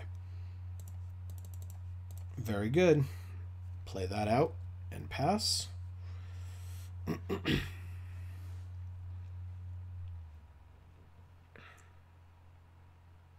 Okay. 4 to play. 3 to play a Grizzly Survivor. Okay. Well, no, I'm going to make it unable to block, but I was going to say they could cycle or discard to make this able to kill this, but it's not going to be able to block. Land? Nope. I was going to say I actually would want one because I could play both of these then, but that's fine. Let's go to combat. We'll attack for 4. Make the Grizzly Survivor unable to block. Okay, so they go to 13. Let's play the Devastator. Okay.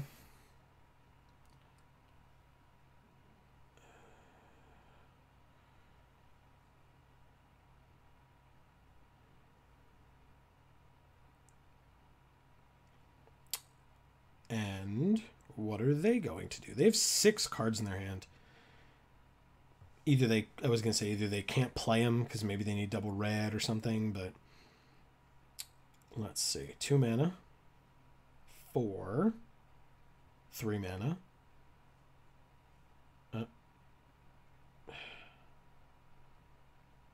For a lethal sting. So they shrink this, kill this. Okay. Not the worst thing in the world. Okay. That's fine. Kenra Scrapper. That's pretty good. We can still only play one of these a turn, so it's probably going to be the Scrapper, but let's attack first. If they block, they take 2. If not, We can actually pump it once, because we're only playing something for 3 this turn.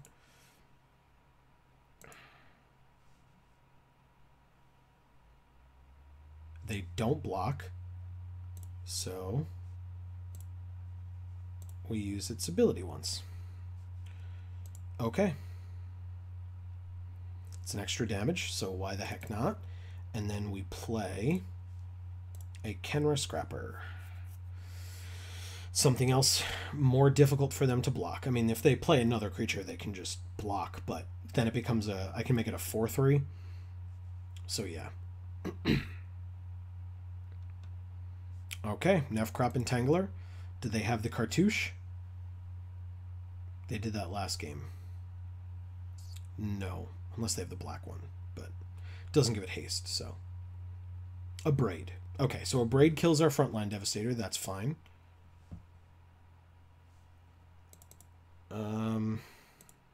Do they attack?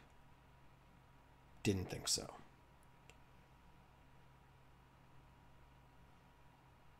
Two cards in hand, 2 mana available. That's it. Okay. What do we get? A Horror of the Broken Lands. It's a 4/4. Okay, so if I attack with this, I can only... I was going to say, if I'll exert it. And then if they want to trade both of their creatures off, that's fine with me. So yeah, let's do that first, and then I can play Horror after that.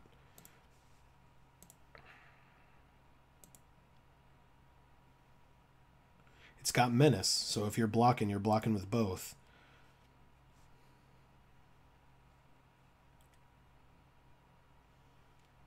Okay. So if for some reason they have... Oh, it's black. They don't have... There's no way to pump, but that's fine. I'll do that. Okay. And then we'll do that. And play a 4/4. And pass. 5, 6. For a Granitic Titan. Okay. It's a 5/4 menace. Thankfully, Wasteland Scorpion is here.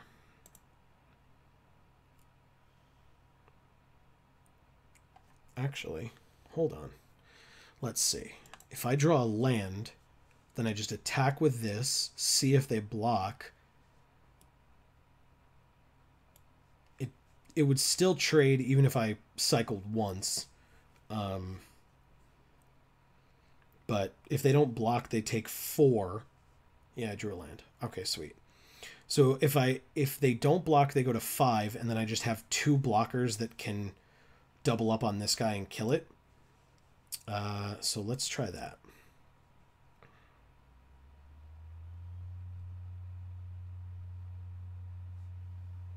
Okay. Well, they're tapped out. They do have 2 cards in their hand, but they're tapped out.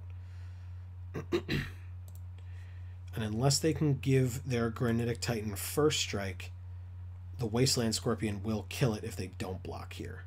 Otherwise, if they block, it just gets out of the way and I play 2 creatures out. Cool. That works for me. I'll gladly trade those off. Alright, Thorn Moloch first. And then a Wasteland Scorpion. And that's my turn. They have 3 cards in their hand. 5 for a Gilded Ceradon. Okay. They have a Desert and a Cartouche. Okay. So they attack for 5. They make this unable to block, and I take 5 and go to 13. And they bounce the Trial, presumably killing the other. Well, they can't do it this turn, but yeah. Oh, and they're empty-handed. They're gonna have the Trial in their hand, but that's fine. So the Wasteland Scorpion can't block, which means the Thorn Moloch is not blocking. They can take 4, and if I draw a direct damage spell of some kind, it'll take 5 plus whatever the spell does. That'd be nice. Yes, I will take 5. Interesting choice. Okay. Let's go with a Festering Mummy.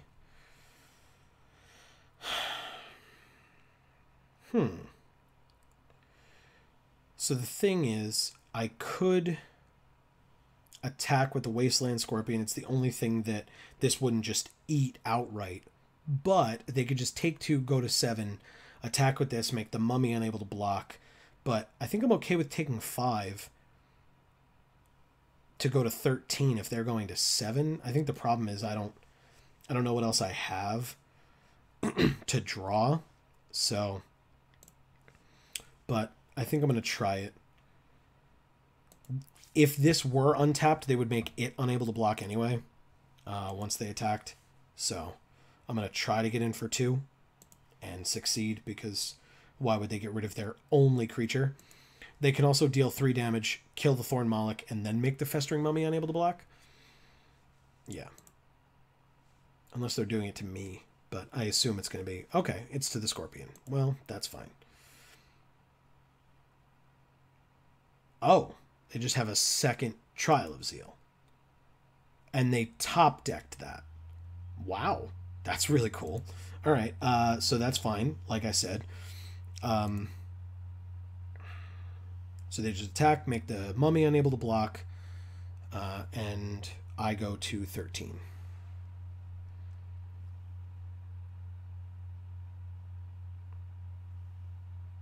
I go to 13.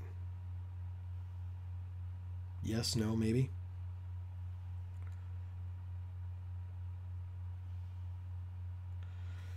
Okay. Very good. I draw a desert. Let's go ahead and cycle this and draw another land. That's cool. All right, well, it wouldn't be able to block anyway, so I might as well attack for 1. I have nothing else going on.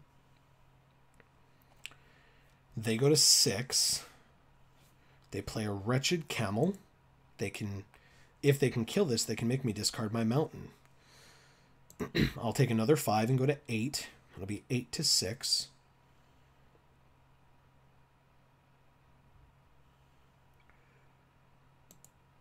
Okay, that happens. I can't declare blockers. It's tapped and can't block. And this can't... Oh, no, I have a zombie. That's actually kind of funny. This would be able to block. Which they have no cards in hand. They're top decking. So I'm going to play this. That's actually really funny. It's like pretty sure the only combo of creatures in my deck that would allow the Bone Slasher to block. And that means that I don't attack.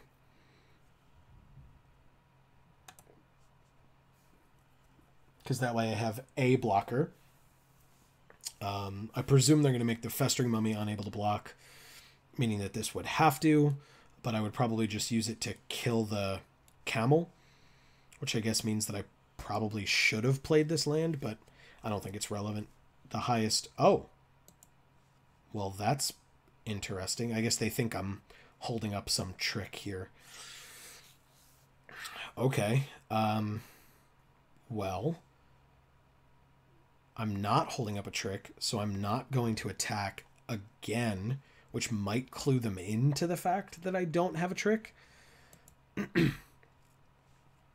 But they're top decking at this point almost just as much as we are. They think we have something. Okay, so they go straight to combat. And don't attack. They have 1 card in hand. And they're playing it, and it's an Accursed Horde. Okay, so an attacking zombie that they control can gain Indestructible, which would be just this guy. So that's fine. Indestructible doesn't save it from a -1/-1 counter, if that comes up. Do I draw something that's not a land? Maybe? After this stop on my upkeep for some reason, like we talked about? It's a Ruin Rat. It's not a bad blocker. And just making sure there's nothing in my graveyard because I forgot. Well, forgot. I didn't play the injury in that other game when I could have. So here's that Ruin Rat. Okay. Well, I still have 2 cards in hand, which apparently, according to them, is scary enough to not block. But the problem is if they block with their 5/5 on this, if I can find someone to get rid of this, I can start freely attacking with this guy. Because if they want to trade here, that's fine. All right, they go to combat. And they attack. So they make the Death Toucher unable to block. That's fine.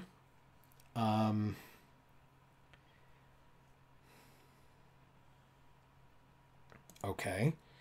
I think I'm just going to block with the Mummy. It does get rid of my only zombie, which means this won't be able to block either.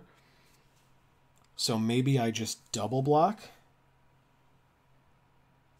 Yeah, I'm going to go ahead and risk it. I'm going to hope that I get something. They have 1 card in hand. But I'm going to double block. If they have nothing to stop this, then their Gilded Ceradon is dead because I put the counter on it.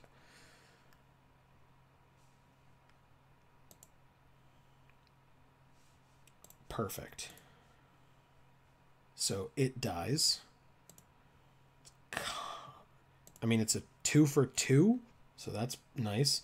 I'm just hoping, like, I'm kind of banking on drawing something real on my next turn because I need to.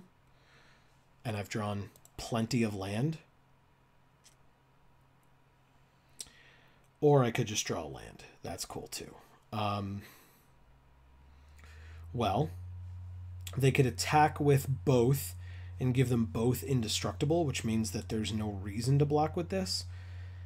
I'd take 5 and go to 3. I just need, like, anything to be able to do okay here. Just need to not keep blanking on lands. Okay. Well, they play a Manticore Eternal. That's gonna be a big old problem. Although it's not a... no, it's totally a zombie. Okay, well, that's fine. They just have to make sure that this doesn't die. They're attacking for 2.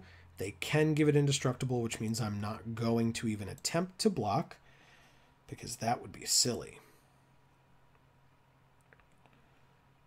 And then they play a Kenra Scrapper, which has Menace.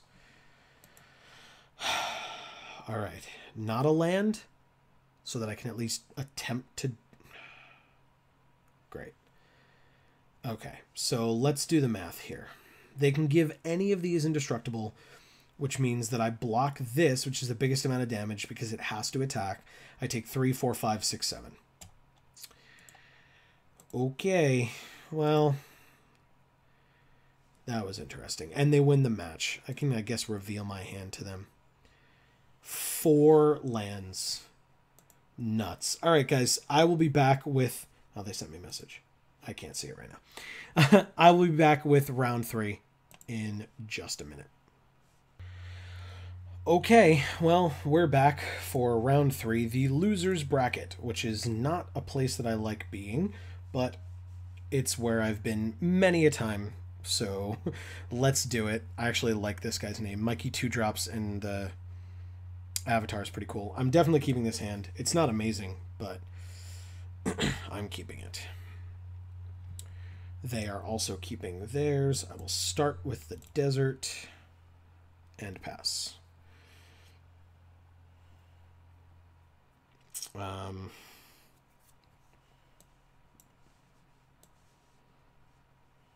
Okay.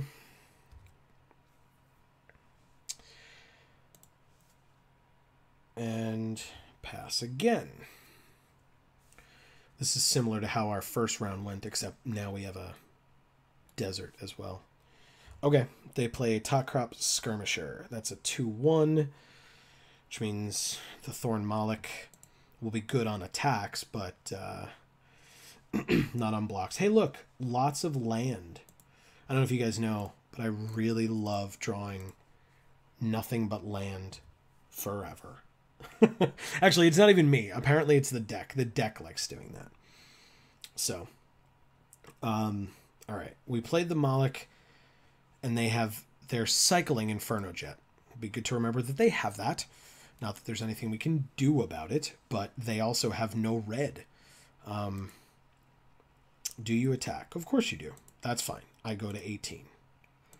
No need to block. A creature, and a pretty good one. Let's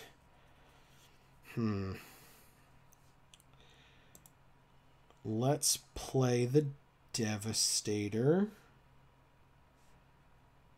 Yeah, they technically have a blue, so if they want to like unsummon something, I'll at least attack first and see what happens.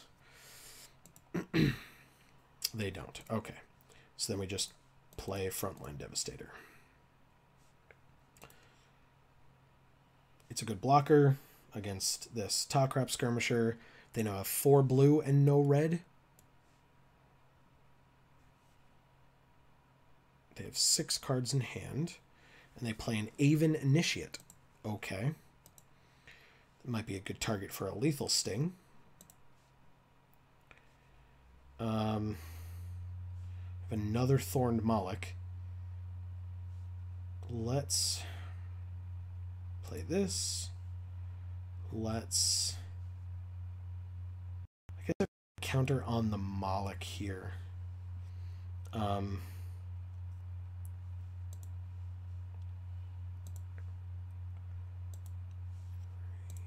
It's Lethal Sting. Counter on the Malik. Whoops. Yeah, we're going to Lethal Sting, killing the Aven Initiate, putting a counter on the Malik. I almost tried to kill the Malik. That would be a bad idea. And the Prowess trigger happens too, which is kind of funny. Okay.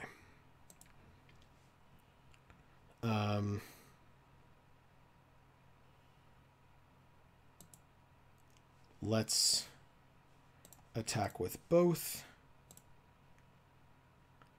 and see what happens. Either way, I'm buffing this guy because I don't have anything else to do. It has first strike.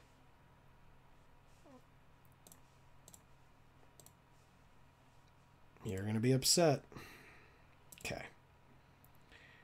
Perfect. 5 blue. No red. Unquenchable Thirst.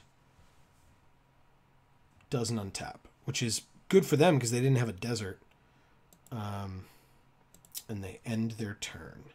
Well, if it's not untapping, it can hold -1/-1 counters really well. So, and since I have 6, let's Baleful Amit, putting the counter on the Frontline Devastator.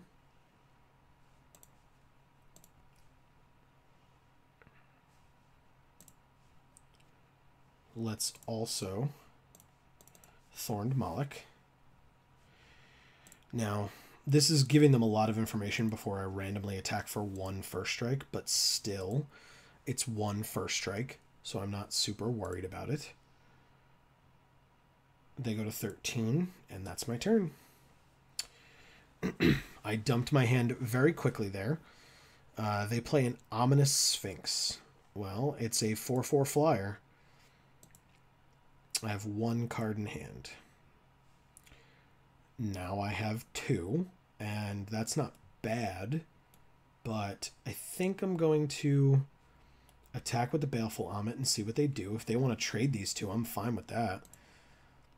I'll gain 4 life and get rid of a 4/4 flyer.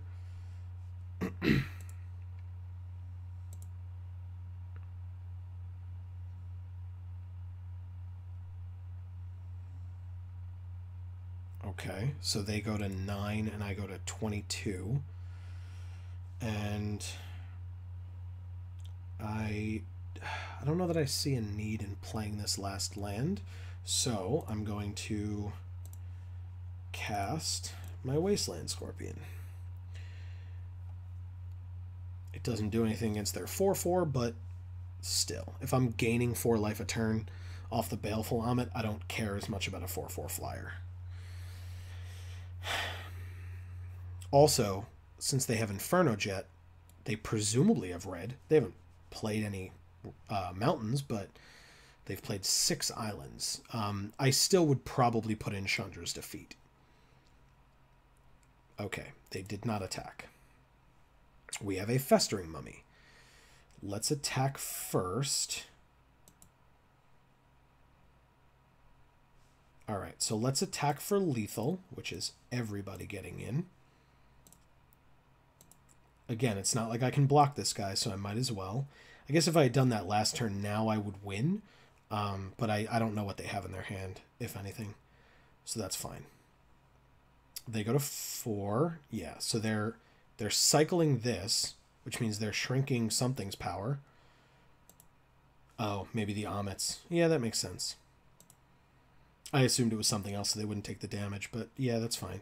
So then the Amit dies, I only gain 2 life, and their Ominous Sphinx lives. Okay. And then we'll play a Festering Mummy. And that's it.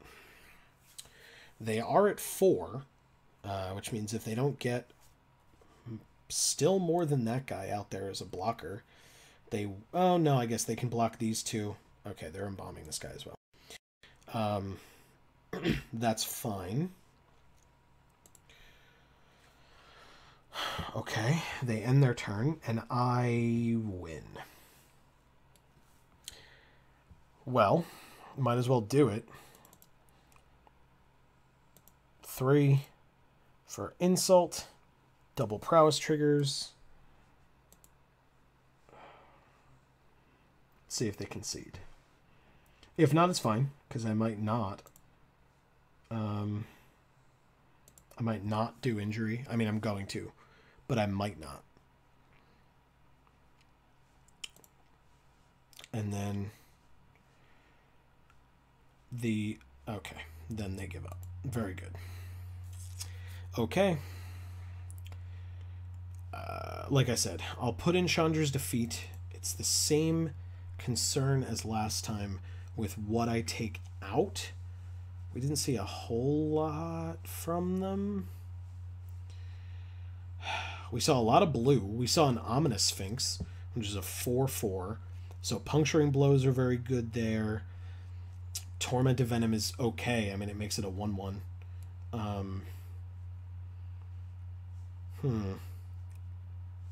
Have we seen this Granitic Titan yet? I think we've seen it. I don't think we've played it, though. Yeah, let's do it again. Like I said, feel free to sound off in the comments and tell me why I'm wrong, which is fine. That's not bitterness, to be honest. I welcome criticism and comments, etc. This hand is bad, and they mulligan to 6 as well. Fine.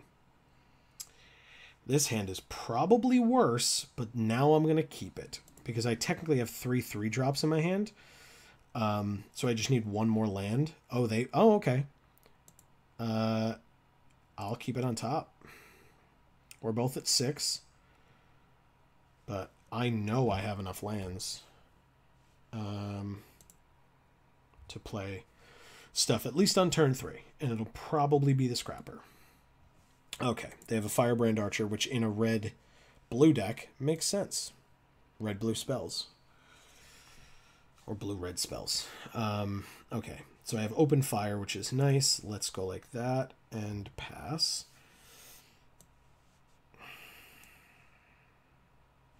Yeah, Insult to Injury is such a good card. Oh, they just have a second one. Well, now Blazing Volley seems really good. Obviously no blocks. Let's play a 3rd land and play the Kenra Scrapper and pass. It has Menace, which means they'd have to double block, and they'd both die. Oh, a Champion of Wits. So they draw 2 cards and discard 2 cards.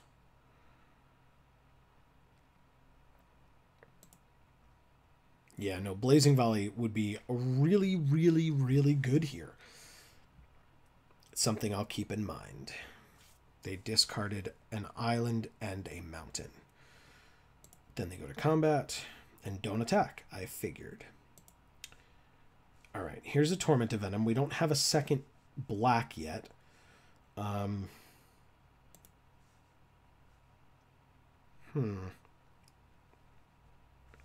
going to attack, having open fire waiting in case they double block. I don't see a need to exert.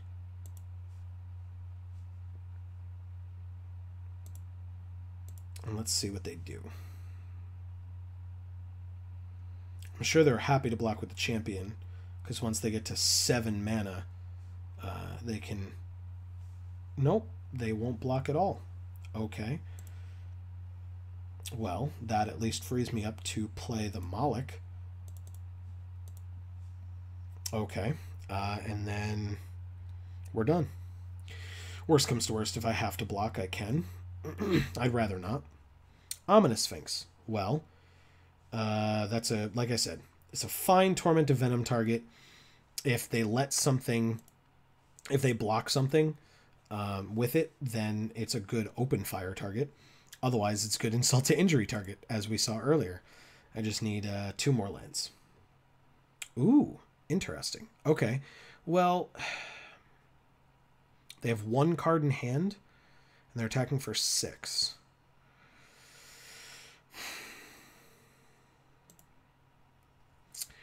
Do I block here? I think, because they have 5 and they discarded 2 lands. They only have 1 card in hand, so if they draw, if the card in their hand is a land and they draw another land, they can eventually eternalize this, drawing 4 and discarding 2. So I don't want to allow it to go into the graveyard. But if I block one of these, I don't feel so bad. I think the issue is, like, with all the stuff in my hand, I think I'm just going to take 6. With all the stuff in my hand, it would be really nice for this prowess to go off in many different ways. Yeah, there's the other land. So let's attack with both. Let's exert as well. So there'll be 4, 5, 6. And then I can Torment of Venom on this. That'd be 7. And then we see what they do with sacrificing another permanent. They might just sack the champion, which would be fine, I guess. I could also play Gilded Ceradon, but I don't have a desert, so it's not better than doing one of these. So let's attack. I will not...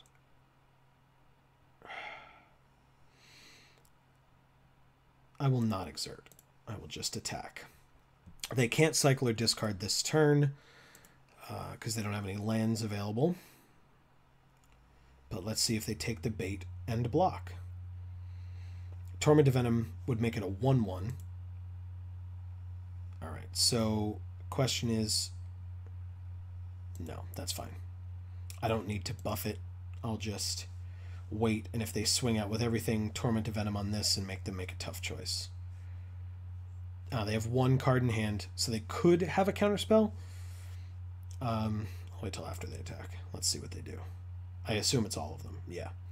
Okay. So let's Torment of Venom on this guy.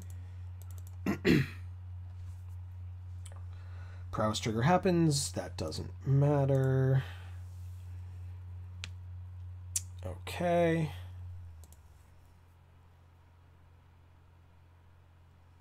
I still go to 5. It's not good.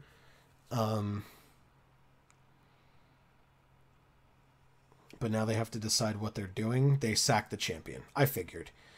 So I don't go to 5. I take 5 instead and go to 7. And They have 6 mana and 1 card in hand, and they play the Enigma Drake, equal to instants and sorceries in their graveyard, which is 0. It's a 0/4. Sweet. Works for me. Hey, look. This is the first time we've seen this card today. It figures. Well, we can... Gilded Celadon?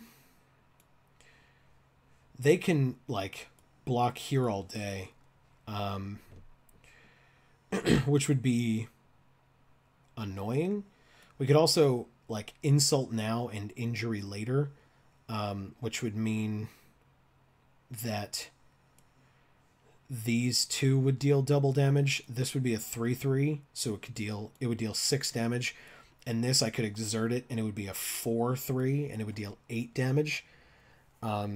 Which, either way, Enigma Drake's dying, and then they presumably block... Oh, they can't. This says Menace. So, they'd take 8 and go to 6. And then this is lethal, so they have to block it. But the problem is then 1, 2, 3, 4, 5. So if somehow they could deal 2 damage to me, they'd just kill me. Ugh. They have no cards in hand, so they have to top deck the answer because... I guess if they top deck a land, they have this guy back. So why don't I... That's interesting. Why don't I attack... Whoa. Slow rolling. No, I definitely don't have the win. And I'm just debating. Let's, I think let's play Gilded Celadon. I can attack with this and not give it Menace. Or not exert it, I mean. Let's attack.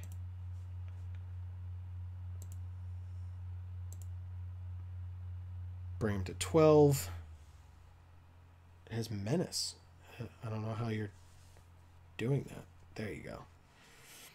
Okay.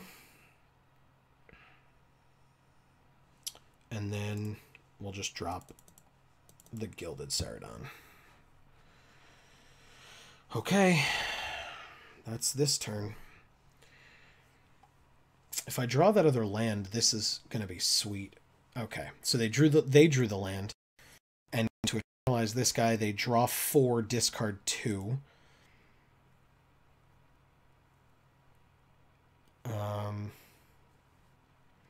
If they discard instants and sorceries, this guy gets bigger. They don't, but they discarded 2 cards, and so they can shrink these 2 guys or shrink this guy twice. Okay, very good. So it's an 0/4, which is fine. They're tapped out. They have a Ramanop Ruins, though. That's good to know.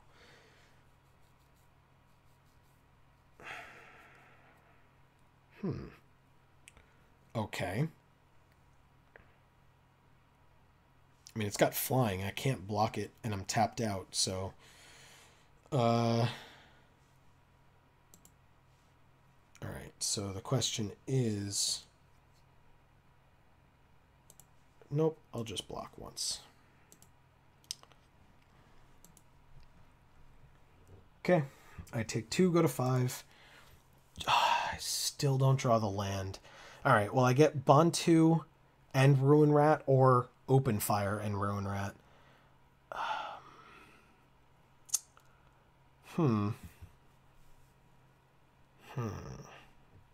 They have 2 cards in hand because they drew them last turn. Let's...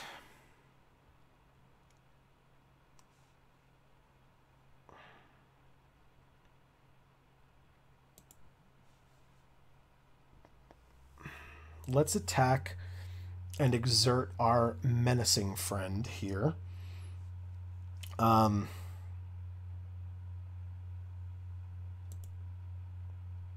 Let's see what happens. If they go to 8, they go to 8.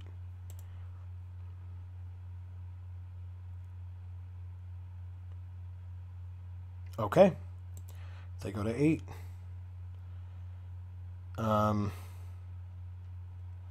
Alright, so now I'll play a Ruin Rat, leaving up Open Fire. Ruin Rat would be a nice blocker on Champion. Gilded Ceradon would be a nice blocker on Champion.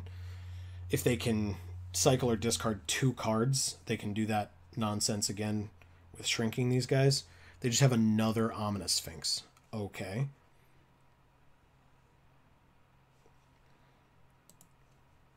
Wow. Alright, well, just drop their hand.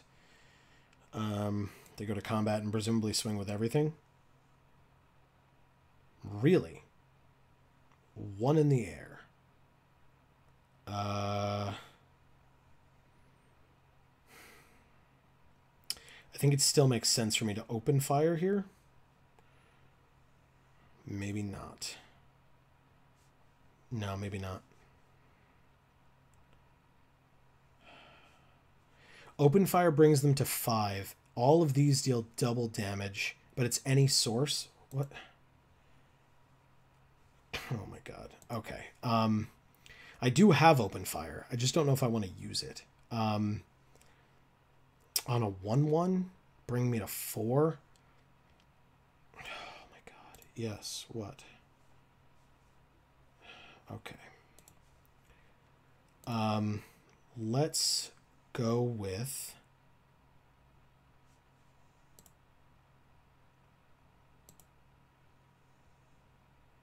taking 1, going to 4, and then we'll see what we can do. We get Consuming Fervor. Well, that's frustrating, but it'll allow us to Consuming Fervor on the Moloch, making it a 6/6. Then we can Insult, doubling all damage, and then swing with everybody. I mean, we're gonna lose. The problem is because we don't have trample, so we just lose. Exactly. I understand. Thanks. And then we'll just swing out.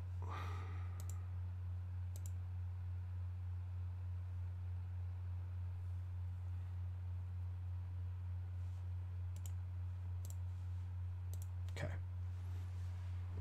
And then let's go to game 2 or 3, excuse me. Yeah, I think we're gonna keep it the way it was. I'm sure that there were many, many different times that I should have played this, or should have used this. Oh, right. We need Blazing Volley. Now we need to take things out, though. Let's take out a Gilded Ceradon. And let's take out...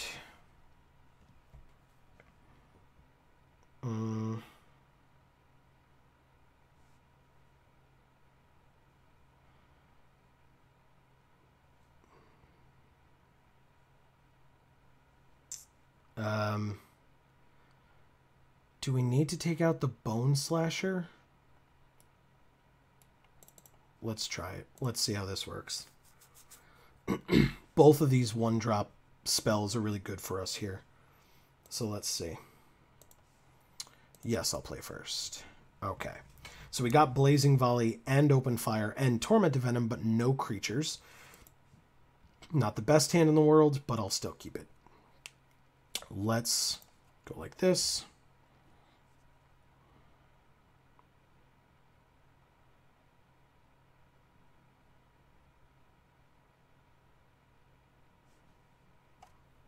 Okay. All right, so we get the Devastator as our first creature. That's something. They have a top crop skirmisher. We have a wasteland scorpion. That's not nothing. Whoops. Cast it, please. Thank you. Okay.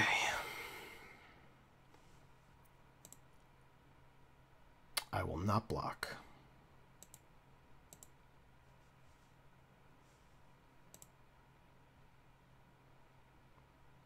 And then they have a Firebrand Archer. Okay.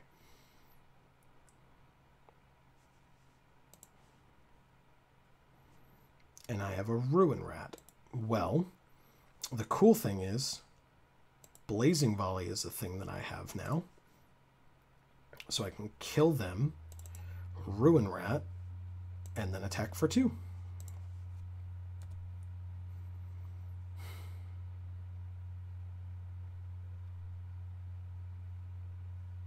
Yeah. Unfortunately, it was my only one. Because, yeah, they have a lot of 1 toughness creatures. But that's fine. I don't need this Lethal Sting yet, but again, Wasteland Scorpion's a nice target for it. Let's...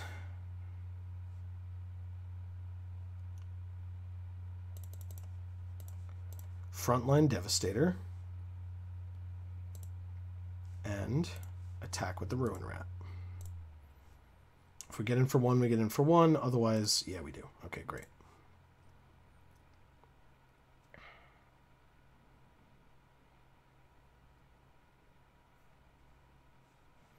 Puncturing Blow, that's fine. And then they get in for 2, I assume? No, they don't. Interesting. Okay. I'll play a Desert, sure. Yeah, I'll play it instead of cycling it. Then we can...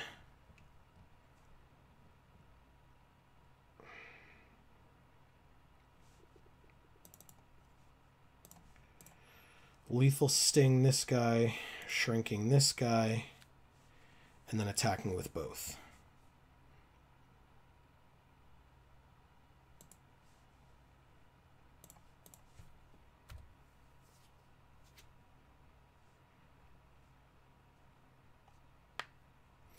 Okay.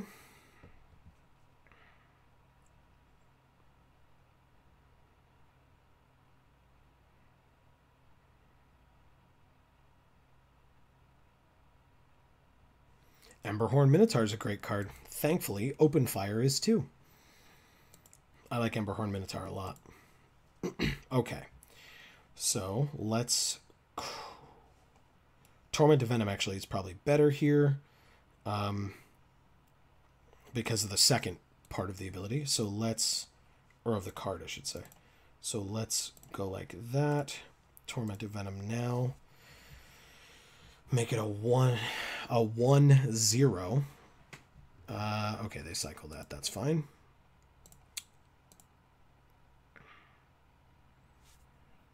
Putting more cards in their hand so that they are putting a different card in their hand so they know what they want to discard. It's an island. And let's attack for 2.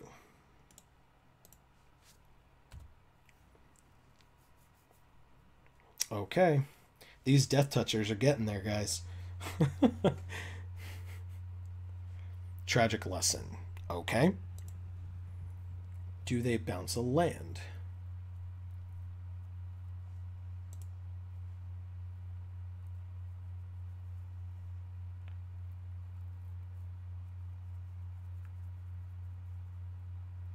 They do bounce a land and then replay it. Go to combat and then end their turn. Okay. We have our 6th land, which means that this is an option, although not a good one yet. Let's attack and have that be the end of it. We have Open Fire up if they try to play something else, like that. Alright, that's fine. We can kill this guy when they attack with it.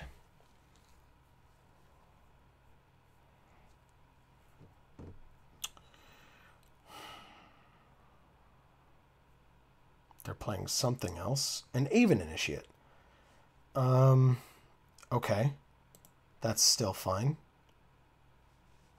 Going to open fire this guy.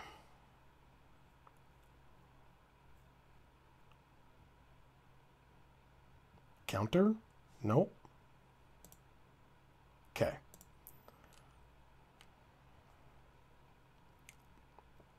Okay, they play a desert and end their turn.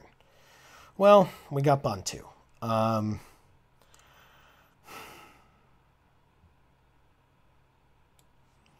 Let's insult to injury. Yeah, they'll go to 3.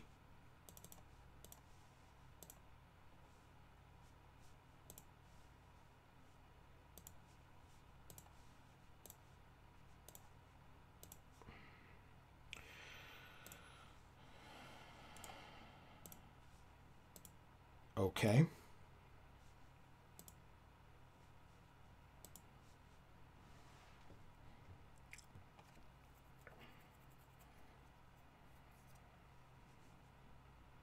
We just dipped below 5 minutes, but I think we're doing okay. They have a lot more cards to choose from. Okay. Which card are they targeting?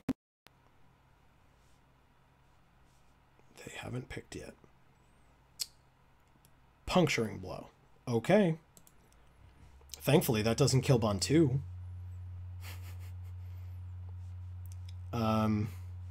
Okay. They have a 2/4. And a 2/2. And we have...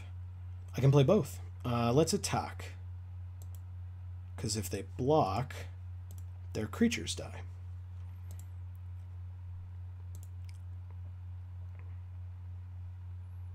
If they don't, they go to 1. Okay, so they go to 2 instead.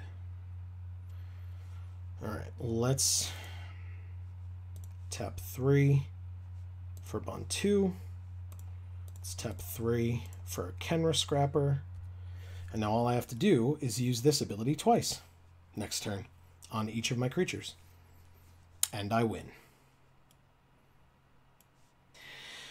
So I assumed, I cut away for a little while there, I assumed that they were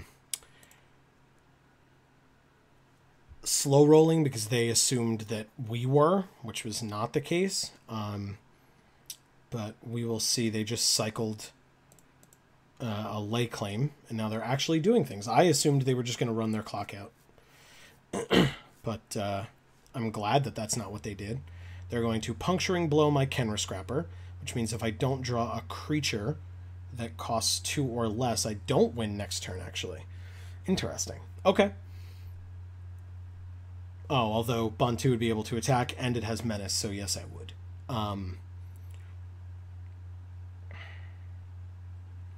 We'll see. I may... If they're going to end their turn, I'll keep recording. Otherwise, I'll cut it again. That was...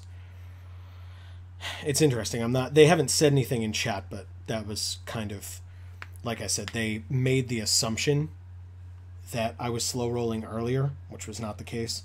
And so they kind of made me sit here for a couple of minutes. I don't know whether they actually had to step away or whether they just figured they'd try to stick it to me. But we'll see. It looks like they're going back to doing that. So I'll see you guys back when they decide to start playing again. Still made me wait, but here we go. Let's see if they attack. If they don't, they do. Okay.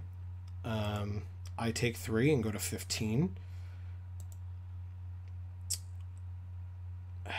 Let's see if they... Oh, they do end their turn. Okay, nice. Well, we have a Braid. That only does it to target creature, though. So let's use Bantu's ability. Pay 2. Sack this. Sure, we can activate this ability on the Aven Initiate. Yes.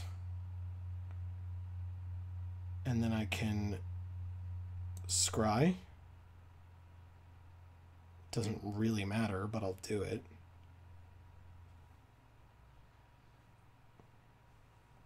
I will keep that on top. Then I'll go to combat and attack.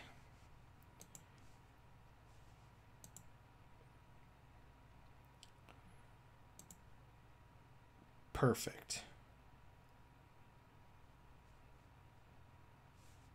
And he says, I completed the league, but I didn't get to see what he said. No, huh? Okay. Well, I won the final match that didn't matter because I lost the first 2 rounds.